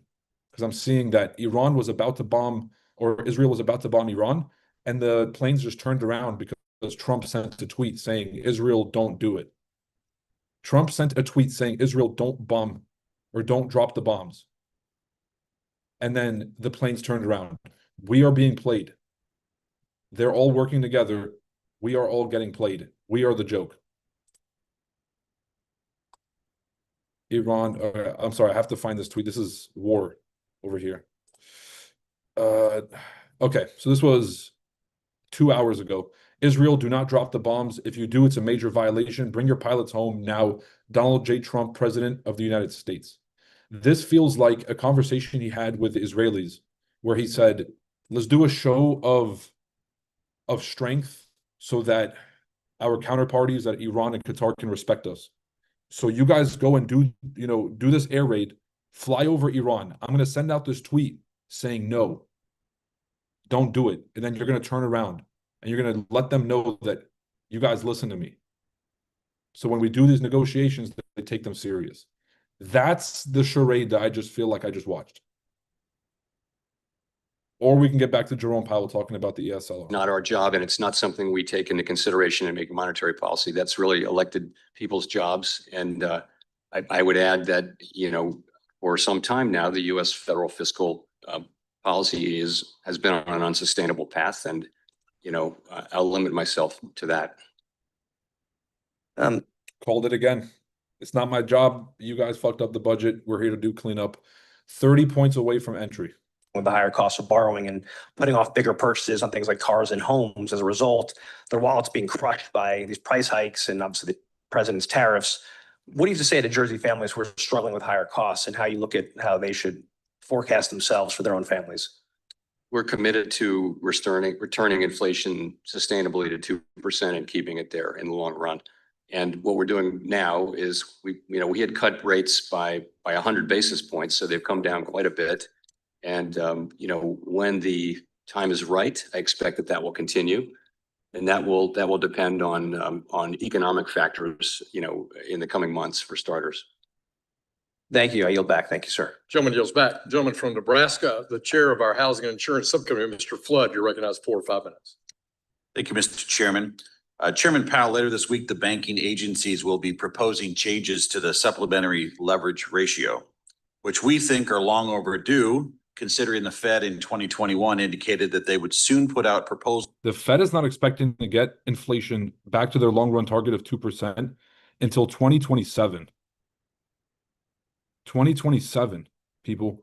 They're not expecting to drop the federal funds rate below 3 until 2027. So if you guys want to buy a house or a car between now and 2027, kiss that goodbye. Builds down 30 to 7. But it's only a year.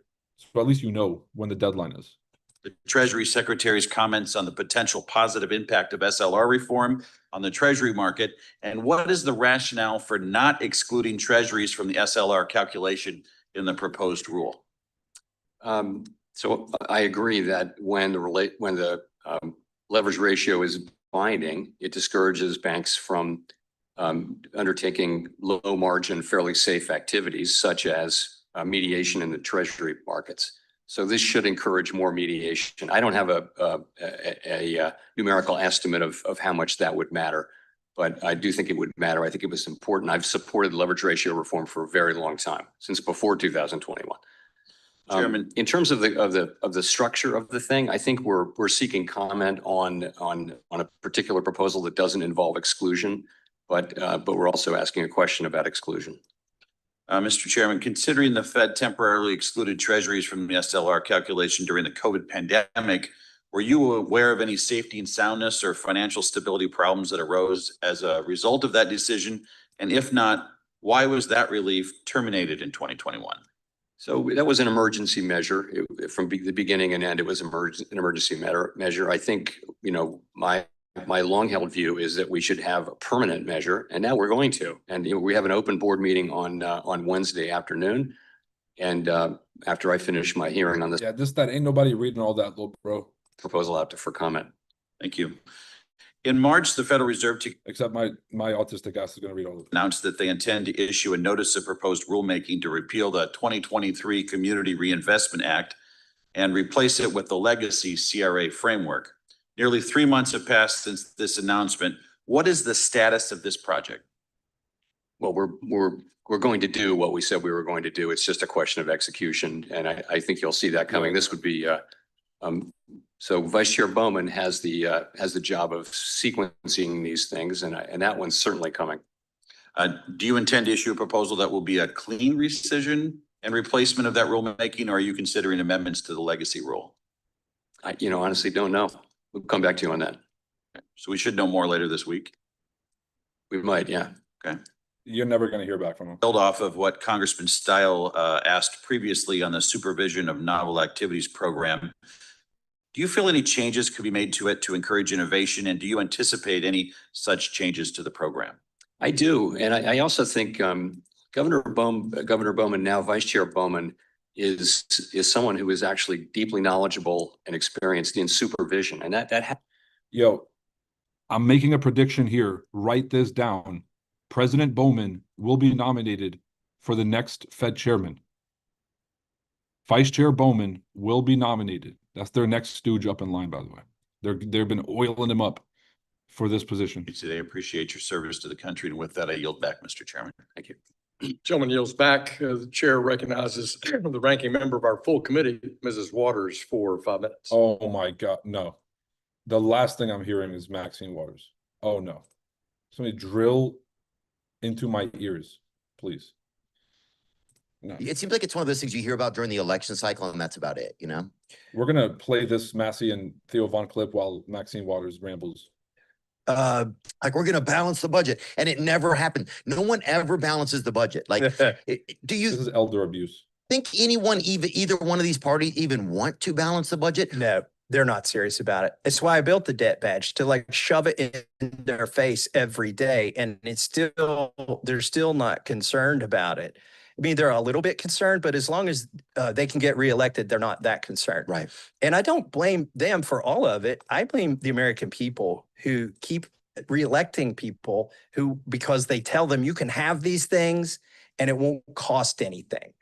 So I hear people talk about like mass deportations, and there's $100 billion to DHS and 50 billion to DOJ to do mass deportations. Well, we know it doesn't cost that. Whatever Trump has intended to do, it's not going to cost $150 billion. But people say, I don't care what it costs.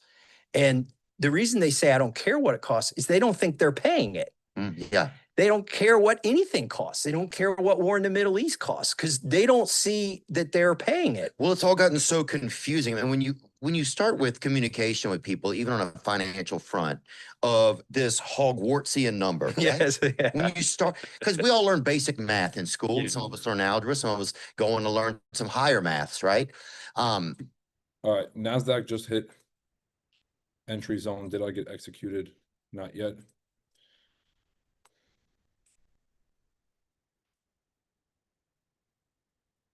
I did not get executed. I want to wait for one more push up, and I'm going to enter a tester manually.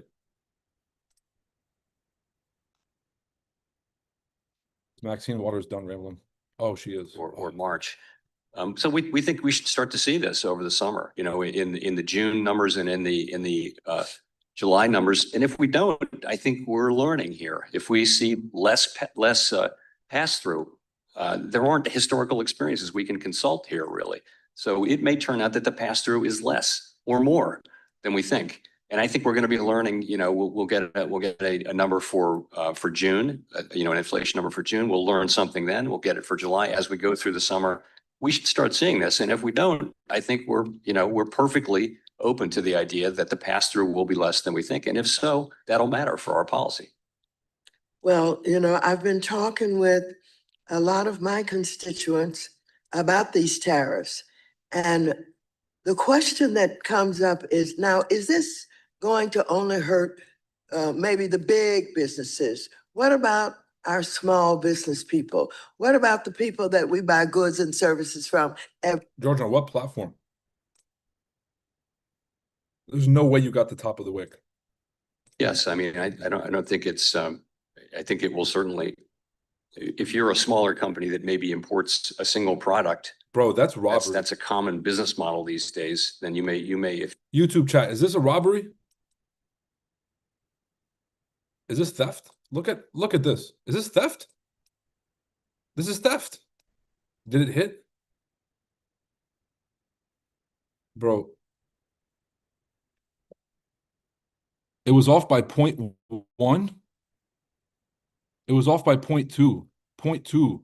Look at this. Yo, you guys are witnessing assault and you guys are witnessing grand larceny right now. You guys are accessories to this crime. You're just gonna sit there and just let this happen? Left of my time at the Fed is have the economy be strong and shout out your entries in the Zoom chat. Have inflation be under control, have a solid labor market. I want to turn it over to my successor in that condition, of course. Chat, is 0.2 points off of the sell. Is that kind of accurate? Is that kind of crazy? Think about it. Decimal. So how are you protected? By law, by constitution? Where does your authority come from? I think I've covered all that. I do think we're fully protected, and Massie Waters been in office for 40 years, still hasn't fucking figured out how the Fed works. let's just do our jobs, and that's what we do. We don't talk about those issues at all, and all we do is do our jobs as best we can. And it's not an easy job, but it's one we've willingly taken on, and very important that we remain focused just on the job and not on other things. Thank you very much. I yield back. The gentleman yields back. The chair recognizes the gentleman from New York, our Vice Chair for Communications, Mr. Lawler. You're recognized for 5 minutes. Thank you, Mr. Chairman. Chairman Powell, as recently as yesterday. Did the market hit you guys as TP1 on your platform? Starting to think. Because we did have this candle go straight from, it came very close to entry.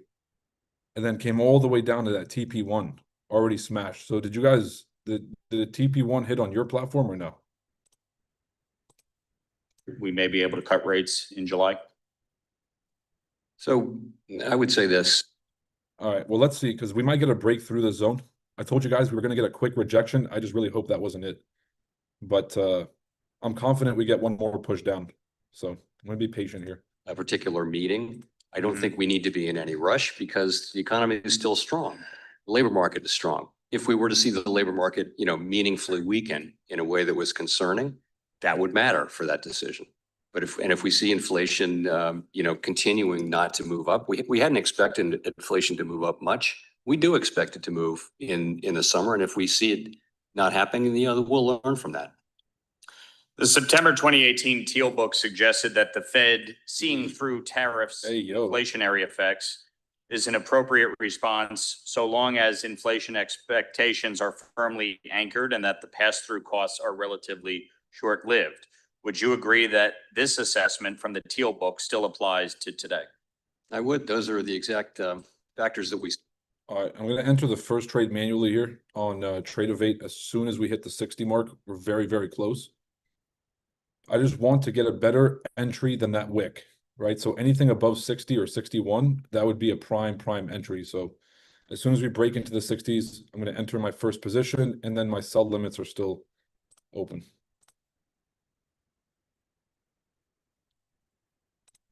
The magnitude of these changes remains modest. So if these conditions hold, is it not unreasonable to think that underlying inflation trends? You guys know how you can pick a voice on Siri? This guy picked douchebag. That's certainly a very defensible position. I think what what people, others on the committee think, and what I think is that this is a question we need to be careful with because it's different than it was in 2018. The difference is that we haven't had 2% inflation. In 2018, we hadn't had inflation as high as 2% for a decade.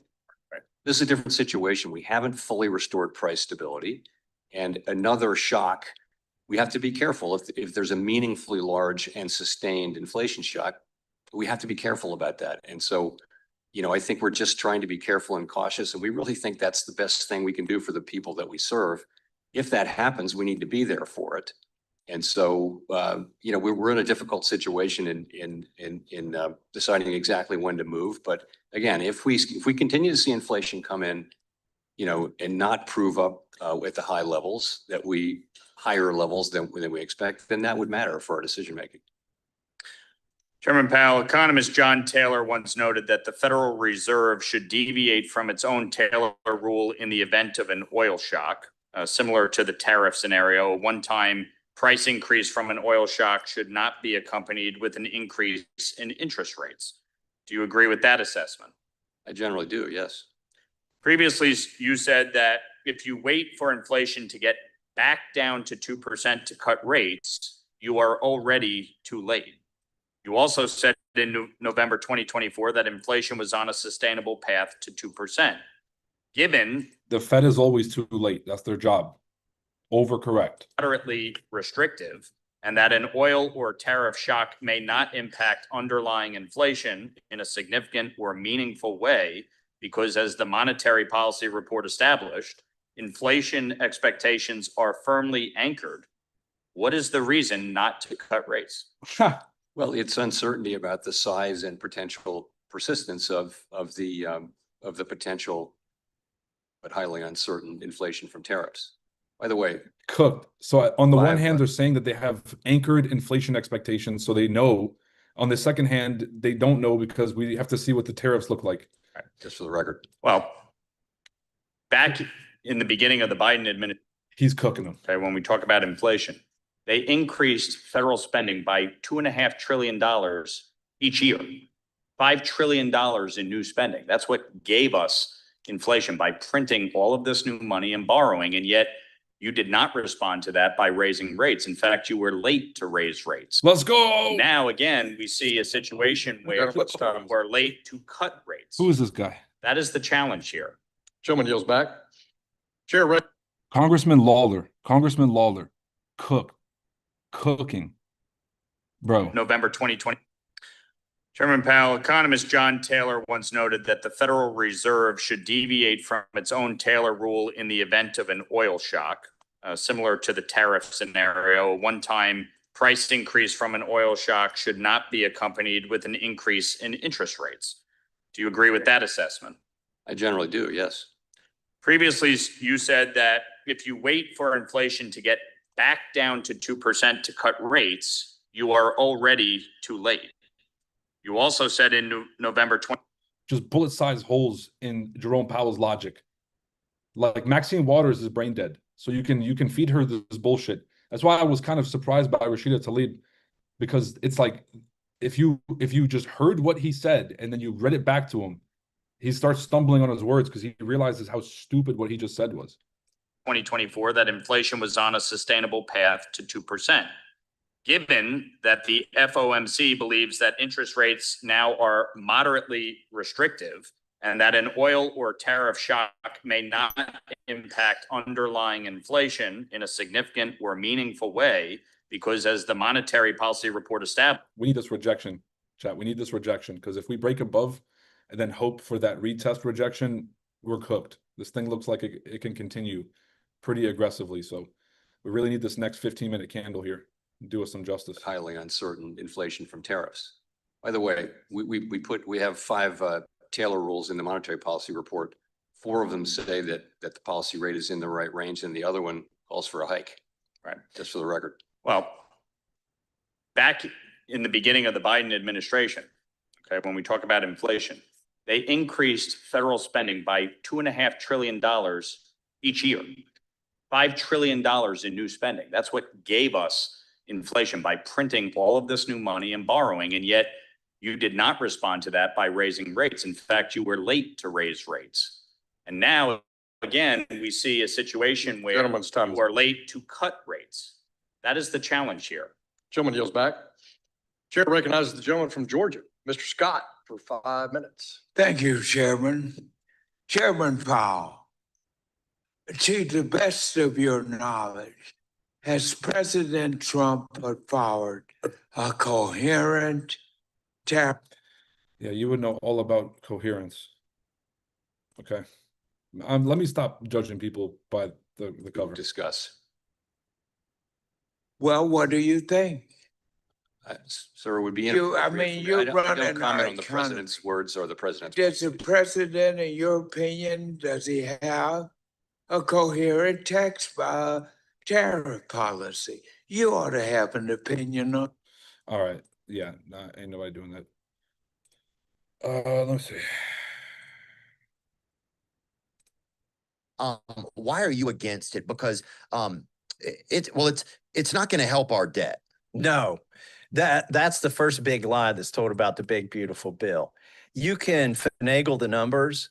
The big, beautiful bill looks at a 10-year spending window. Okay. And what it does is in the next 5 years, it's going to add to the deficit. Like nobody disputes that. Even the number crunchers that work for the president know that's going to happen. What they're claiming is 5 years from now, it will start to break even and reduce the deficit. The problem is the people I serve with, a lot of them aren't going to be there 5 years from now. Right. The President Trump's not going to be there 5 years from now. This big, beautiful bill doesn't force people 5 years from now to do that. It suggests that they should do that, and it will do that unless somebody does something different. But they're going to do something different 5 years from now. We'll get to that point, and they'll say, oh my gosh, that Congress 5 years ago set up a fiscal cliff. We're going to be hit with tax increases on seniors. We're going to be hit with tax on tips. We're going to be hit with tax. Are we in profits or what? Are we in profits? Terry's not going to get as much money as it got last year. We got to do something about this. And so what they'll do is they'll cut taxes again and they'll increase spending again. And this deficit will never go down. And I'm not even talking about the debt. The deficit is how much you add to the debt every year. It's about $2 trillion. It's going to be above $2 trillion next year. And for as far as the eye can see. But I got to talk with JD Vance a couple of weeks ago, and he was talking about, but that a lot of what's happening now is still because of the last party that was in. Yeah, and a lot of it's still because of what Trump did when he was in last time. So I just wondered how far it's tough to like as a regular person, it's tough to correlate how far up or downstream you are from. Well, Mr. Theo Vaughn, let me help you out. The 2001 dot-com bubble started this charade. All right, so we've been running our government on this made-up concept of debt since we won World War II. America has the power of the printing press as the world's reserve currency. We get to abuse the printing press and kind of get away with some stuff more than everybody else. So we get to issue ourselves debt and then print the money and then give ourselves the money and then hope that we can pay it back. So 2001, the dot-com bubble, the government bailed out a bunch of companies so that we don't go into a recession. 2008 exposed all the cockroaches and the rust under the hood of this car. All the fraud that was happening in the financial sector, all the instability was all exposed. And the government did three really big measures. Number one was regulatory with Basel and kind of Dodd-Frank and some of the other really big legislations that then put restraints on banks. The second one was TARP. It's an Obama program to basically give, what is it, like stimulus checks. Because the Fed can't give out money to individuals, only to banks. Only the government, the Treasury, can give out money to individuals. So they both work together with this new program called quantitative easing, where the government's going to print these pieces of paper, bonds, and the Fed's going to buy them with this new printed money. So they both just print random stuff, trade with each other, and then boom, real money. Okay, that started quantitative easing 1, 2, and 3. Those three facilities lasted from 2009 to 2013. Okay, then 14 years of just zero interest rates. People, corporations are borrowing for $0 of interest, putting it in fucking anything, and then paying back the bank the minimum. 2020 hit, COVID, we had to drop the rates back to zero. We had to start printing a lot of money. Quantitative easing 4 was bigger than the first 3 quantitative easing facilities, the money printing operations. The one that happened in 2020 was bigger than the first 3 combined. And so we printed something like $12 to $13 trillion into the economy. And that's why we got inflation. So it started really with World War II, and then you kind of jump forward. The dot-com bubble kind of started this abusing the system. And then the 2008 was the point of no return. And now every Congress is going to kick the can down the road. And that's what Massie is saying, is that Trump can say all these things about the bill and all these things. But in 5 years from now, the congressmen who are in power are going to change all of this right back to where it was. Or just keep it the same and keep spending this money. All right, I think I may have got kicked out here, or I may have got entered into my cells. All right, all my cell limits hit. So now it's real. Okay, now it gets real. Whatever, who was actually responsible for whatever's occurring. Does that make sense? It does make sense. But, you know, in 2020, we had COVID hit and they put a $2 trillion spending bill on the floor. And I was the only one who would oppose it. I said, this is going to cause, Trump was president and Pelosi was speaker, but they were working together. I said, this is going to cause massive inflation. You're going to have shortages in the stores, and this is going to last for years. And the inflation, once it happens, the prices will never go back down. And that's exactly what happened. They said, Congressman Massie, the president. Sorry, last interruption, but this is the same logic that Powell was saying, that high interest rates won't cause high housing prices. But it's not like these housing prices are going to go from 560K down to like 350 back to where they were. We're still going to have high housing prices, but now nobody can afford them because of the interest and because of the price of the house. They've really fucked this up. In 2020, we had COVID hit and they put a $2 trillion spending bill on the floor. And I was the only one who would oppose it. I said, this is going to cause, y'all see why I like this guy? Pelosi was speaker, but they were working together. I said, this is going to cause massive inflation. You're going to have shortages in the stores, and this is going to last for years. And the inflation, once it happens, the prices will never go back down. And that's exactly what happened. They said, Congressman Massie, the president's chief of staff at the time, told me, he said, it was Mark Meadows, who's a friend of mine. We both worked together in Congress. He said, the reason this is $2 trillion is so we don't have to pass another one of these. It's just going to be painful once. Well, guess what? By the time December rolled around under Trump, we passed another one of these stimulus packages that was over $1 trillion. And don't forget, people got a $1,200 check the first time, and they got a $600 check the second time.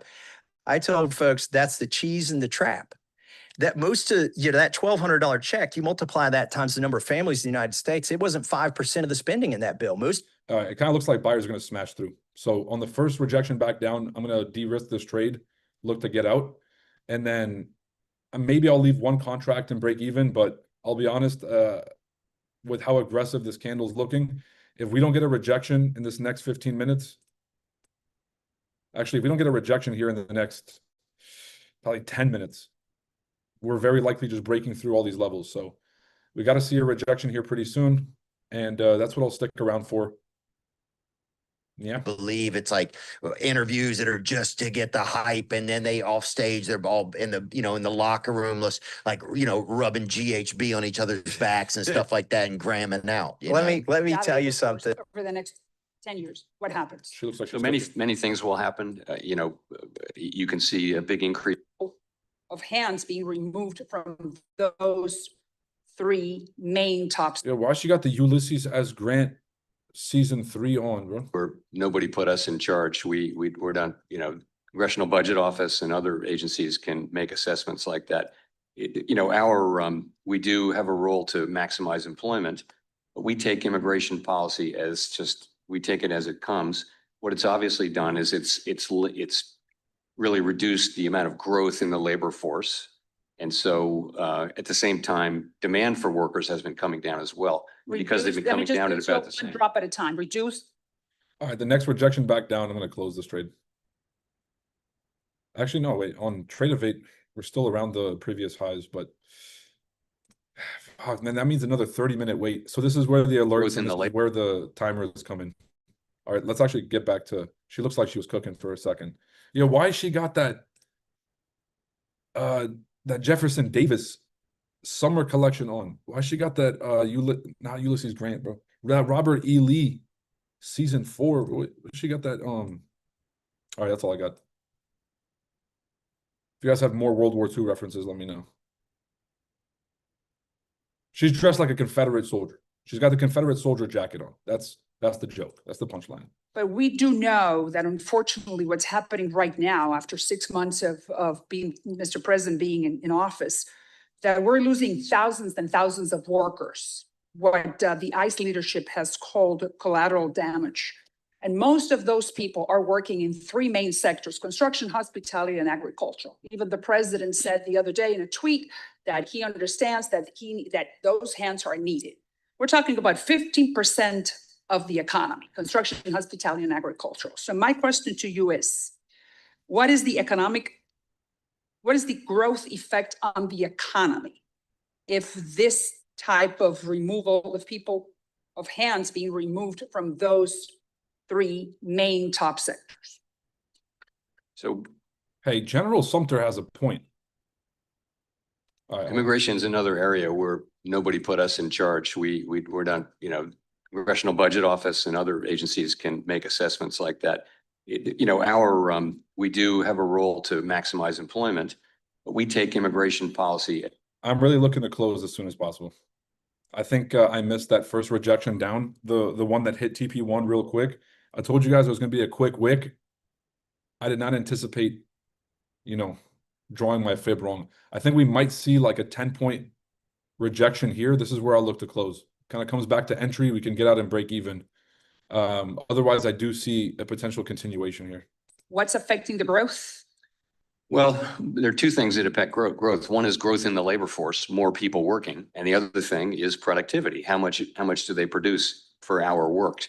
And when you significantly slow the growth of the labor force, you will slow the growth of the economy. But I think, again, it's not for us to have a view on immigration policy. No, I understand. I was just my comment, but you do agree that if we don't have those hands, then we don't grow. I think that growth will slow, and actually is slowing this year, and that's one of the reasons. Well, we don't like that. So now let's talk about of the next 10 years, 2025 to 2035. Americans are not having enough kids. I'm never going to judge books by their cover again, people. Because everybody I've cooked has asked the best questions. Current trends that I just explained to you and that you just reiterated, will there be enough workers to fulfill the labor needs of our economy between 2025 and 2035? So I think labor economists do observe the phenomenon you're talking about, which is demand for labor going to be met by the domestic population, the native-born population? And the answer appears to be probably not over the next 10 years. And then what about if we do not have that labor force over the next 10 years? What happens? So many things will happen. You can see a big increase in productivity, which would mean we don't need as many. I closed two of the contracts, got two open, and I'm just going to hold these two. All right, stop loss or TP. You would not count on that? I wouldn't count on it. You would not? No, I mean, I think Why there'll be not? gains because with productivity enhancing things, they typically take longer to be implemented. And then it takes a while for the gains to be shown. I think in the case of artificial intelligence, those gains are coming, but they may take longer or be less in the beginning than expected. And during the time that those changes happen, then what happens? Our economy doesn't grow. Is that what you're saying? Yes, but I mean, those who make immigration policy are entitled to weigh these factors. We No, I hear you. report on what happens, but it's really not our job.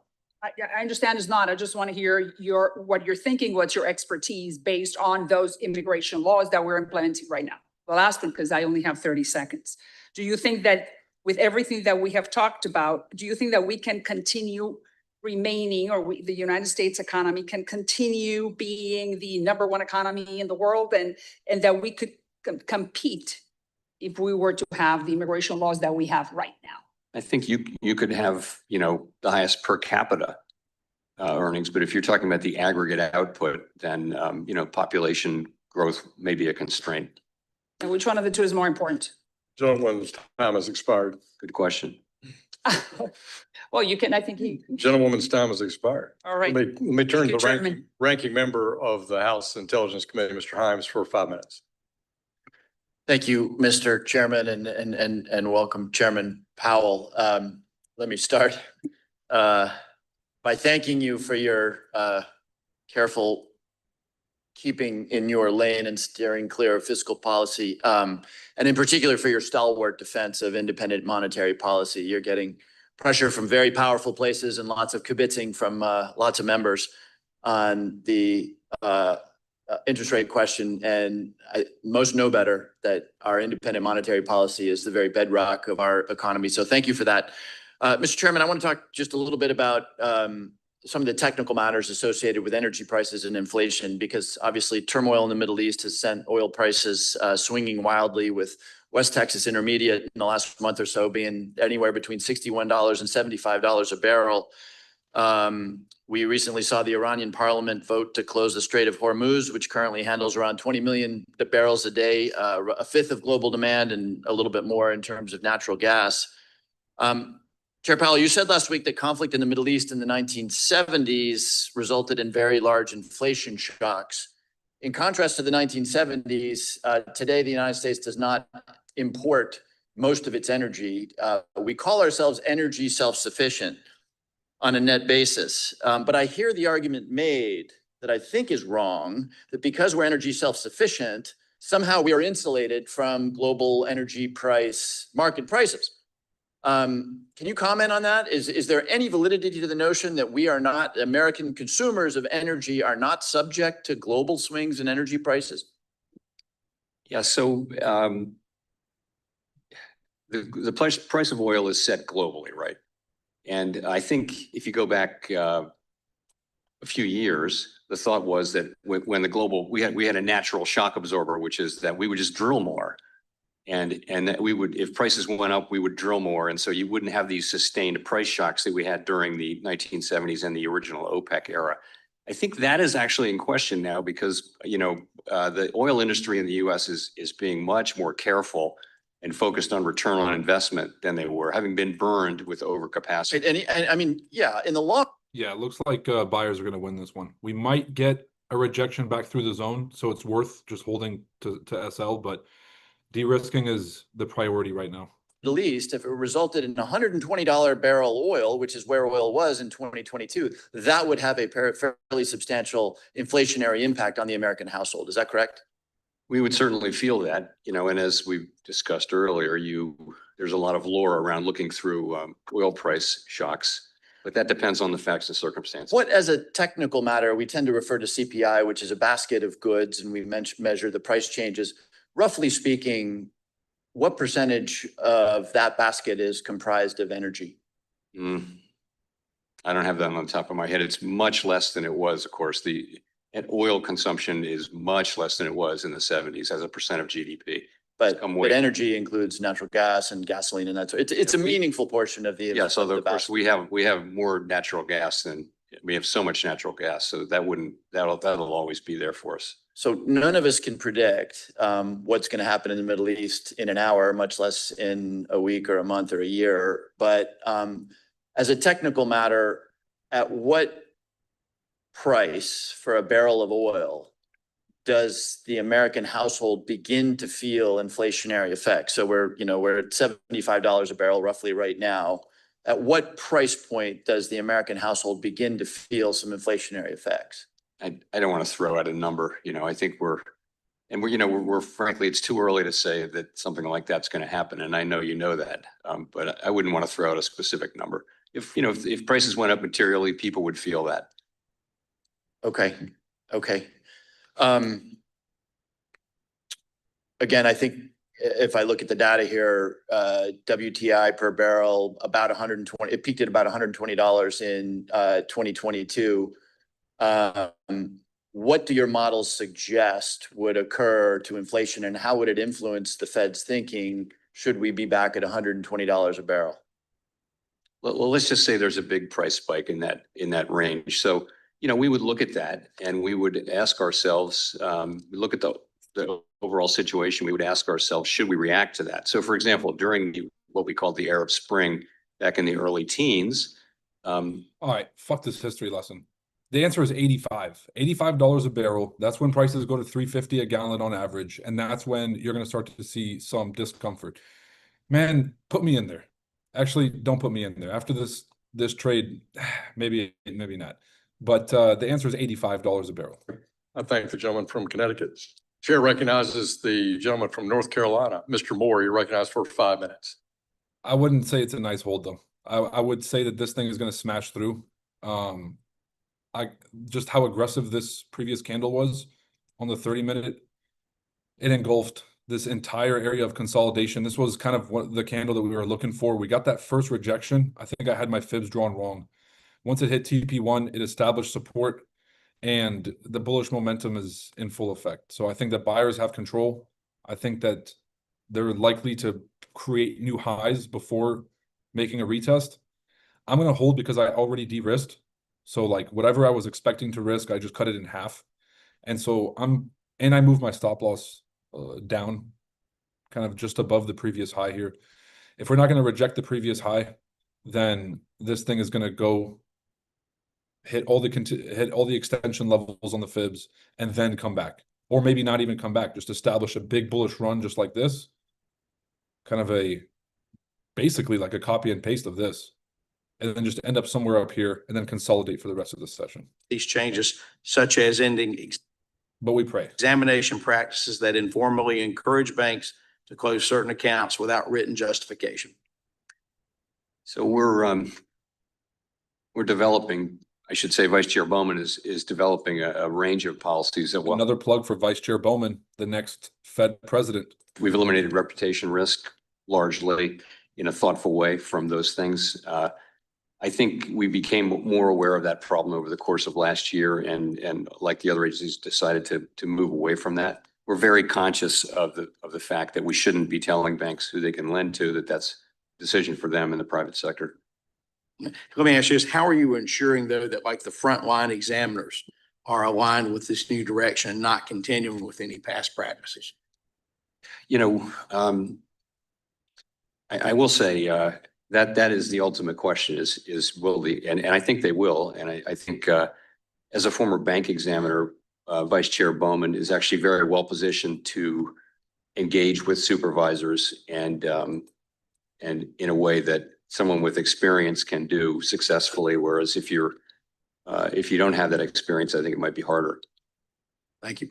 You know, Secretary Bessent recently announced a drive to change the culture of supervision through improvements to examination procedures, enhanced monitoring of examiners' compliance with those procedures, and more realistic processes for appealing supervisory findings. That includes defining unsafe and unsound by rule using more objective measures rooted in financial risk. Do you support this initiative, and will we be seeing further rule changes at the Federal Reserve to achieve this goal? So I like the sound of all that. I will say on issues of supervision, Vice Chair Bowman has, significant authority, and also she's got the background and the understanding. And first thing I would do is I would ask her what she thinks about that. Just sort of a changing direction on a couple of questions. During the volatility in the Treasury markets last April, some have speculated that foreign investors were dumping Treasury securities. Since then, the recent data has showed that foreign investors holding of U.S. Treasuries held close to a record high in April. Does this data show that Treasury safe haven status and the dollar's global reserve currency status remained strong while the administration conducted trade negotiations? I would say yes to that. I think we need to be careful about these narratives that pop up quickly. I mean, we're the world's reserve currency and the world's greatest democracy. And I think the dollar end is always going to be, for a long time, it's going to be the reserve currency and the place where people want to be. Let me ask you this. Do you believe there's a possibility that Treasury markets will crack, just as Jamie Dimon has recently warned at the Reagan National Economic Forum? I don't want to say things like that. I don't think that's something that's happening. Treasury markets are functioning well and normally, and they did function through a period of pretty substantial stress. And as you pointed out, Mr. Moore, that they're focusing well now. Thank you. With that, I yield back. And actually, if Ms. Salazar is still here, I'll give her my remaining time. Not I yield back. The reason the double top is not valid is because the body of this 30-minute candle, try to make it clear, the body of this bullish engulfing candle closed above this body on the 30-minute. And so it started to engulf these wicks. If it had closed below, then you could argue for a lower high. But in order for this to go, to go bearish, you need to create lower high. So as of right now, we've created higher floors and a higher ceiling. By definition, that's bullish. And so the only thing that we can hope for is like a retest before this thing pops. That way we can get out unscathed. And that's the only thing worth holding for. So it's important to like see the signs and accept the reality. Brick wall coming. Okay, so you have to minimize the impact as much as possible, de-risk, but then also, if it hasn't fully broken above, let the market tell you what it's going to do instead of just assuming. So two sides of that coin. Look at the candles, read the signs, but also until it breaks, it could come back down. For me to get my manicure monthly because. Okay, what the Tucker Carlson standing up for Thomas Massie, because I'll be damned if I listen to her talking about her manicure prices. They're not coming back down, ladies. Neither are men's haircuts. So we're paying fucking $40 a haircut, boys. Cooked. I think it was right here. You can totally disagree with Thomas Massie. You think his ideas are dumb or whatever. It's fine, of course. But to impugn his character is so disgusting to me. Yeah, I feel the same way. And, I have that makes me, because I know Thomas Massie. Yeah. Like, I don't agree with everything Thomas Massie says. I don't agree with everything anyone says, but that's disgusting that people would say that about him. And when people attack, I invite him on my show. Come on, because I can't stand when people attack him or call him that he's somehow not make America great again because he stands in the way of a massive multi-trillion-dollar debt time bomb that we're going to pass in Congress, that he talks about that, or that says we shouldn't bomb other countries. Well, his views are sincere. I mean, you could say, well, there are a million different plausible arguments you can make for and against any potential action, but you can't say that Thomas Massie is thoughtless. You can't say that he's acting on behalf of somebody else. He's totally transparent about what he believes and why. And he's totally sincere. And he's saying what he believes is true. And in a decent society, in a Christian society, that has to matter. Just because you're sincere doesn't mean you're right, of course. Right. But we have to take that. All right, I'm making a judgment. I'm out.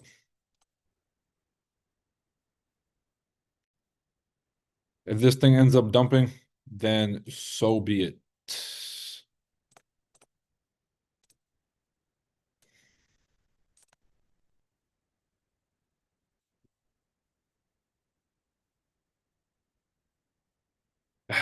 Yeah, I mean, there was about 20-ish, 25 more points until stop loss. And so I'd rather just save those, put it in the bank. If this thing ends up dropping, yes, I'll be heartbroken. But I'm making a decision based on risk management. So you got the gambler, and then you have the trader. The gambler's like, oh, but what if this thing crashes and I could have been rich? Right? And so they're kind of thinking more of a optimistic, but more delusional, kind of greedy mindset, which is important for trading. Don't get me wrong. These people tend to make a lot of money, which is the what if, right? The risk management, though, is about protecting capital. And so this is, what if it goes the wrong way? And how would I feel if this thing goes completely to SL and I lose all that money then? And so risk management is like, okay, well, I'll minimize my loss now. And this is how you think about it. It's kind of like, think about it backwards, reverse engineer it. Think about yourself once the market closes. You close the computer, it's done. Which decision would you be more glad that you made? Walking away or staying? Taking the next trade or stopping? Closing the trade early or, letting it go to stop loss? And then when you think about it that way, you can basically engineer the outcomes of your life. I don't want to be pissed off later. And so it's like, if I held this trade out of some hope or whatever that it might turn around, then I'll feel pretty stupid later if it doesn't go my way. And I'd rather avoid that. I'd rather look back and say, okay, if this trade does dump and I would have been right, it's okay because I accepted the ramifications of my decision when I made it. Okay? That's all it takes. Some days you're the pigeon, some days you're the statue, people. Drop a like and subscribe on the stream. I'm not going back to Jay Powell's circus show. Complete waste of time. And yeah, I guess world peace is a bigger driver of market volume than a staged hearing in front of the House Budget Committee or Financial Service Committee, whatever. They're all the same. All right. Happy and safe trading, everybody. Drop a like and subscribe on the stream. Make sure to tell a friend. And if you guys want to sign up for the NASDAQ Masterclass starting June 29th, make sure to click the link in the description. Catch you guys on the next stream. Peace. All right, members. Fuck. Some days it's like that.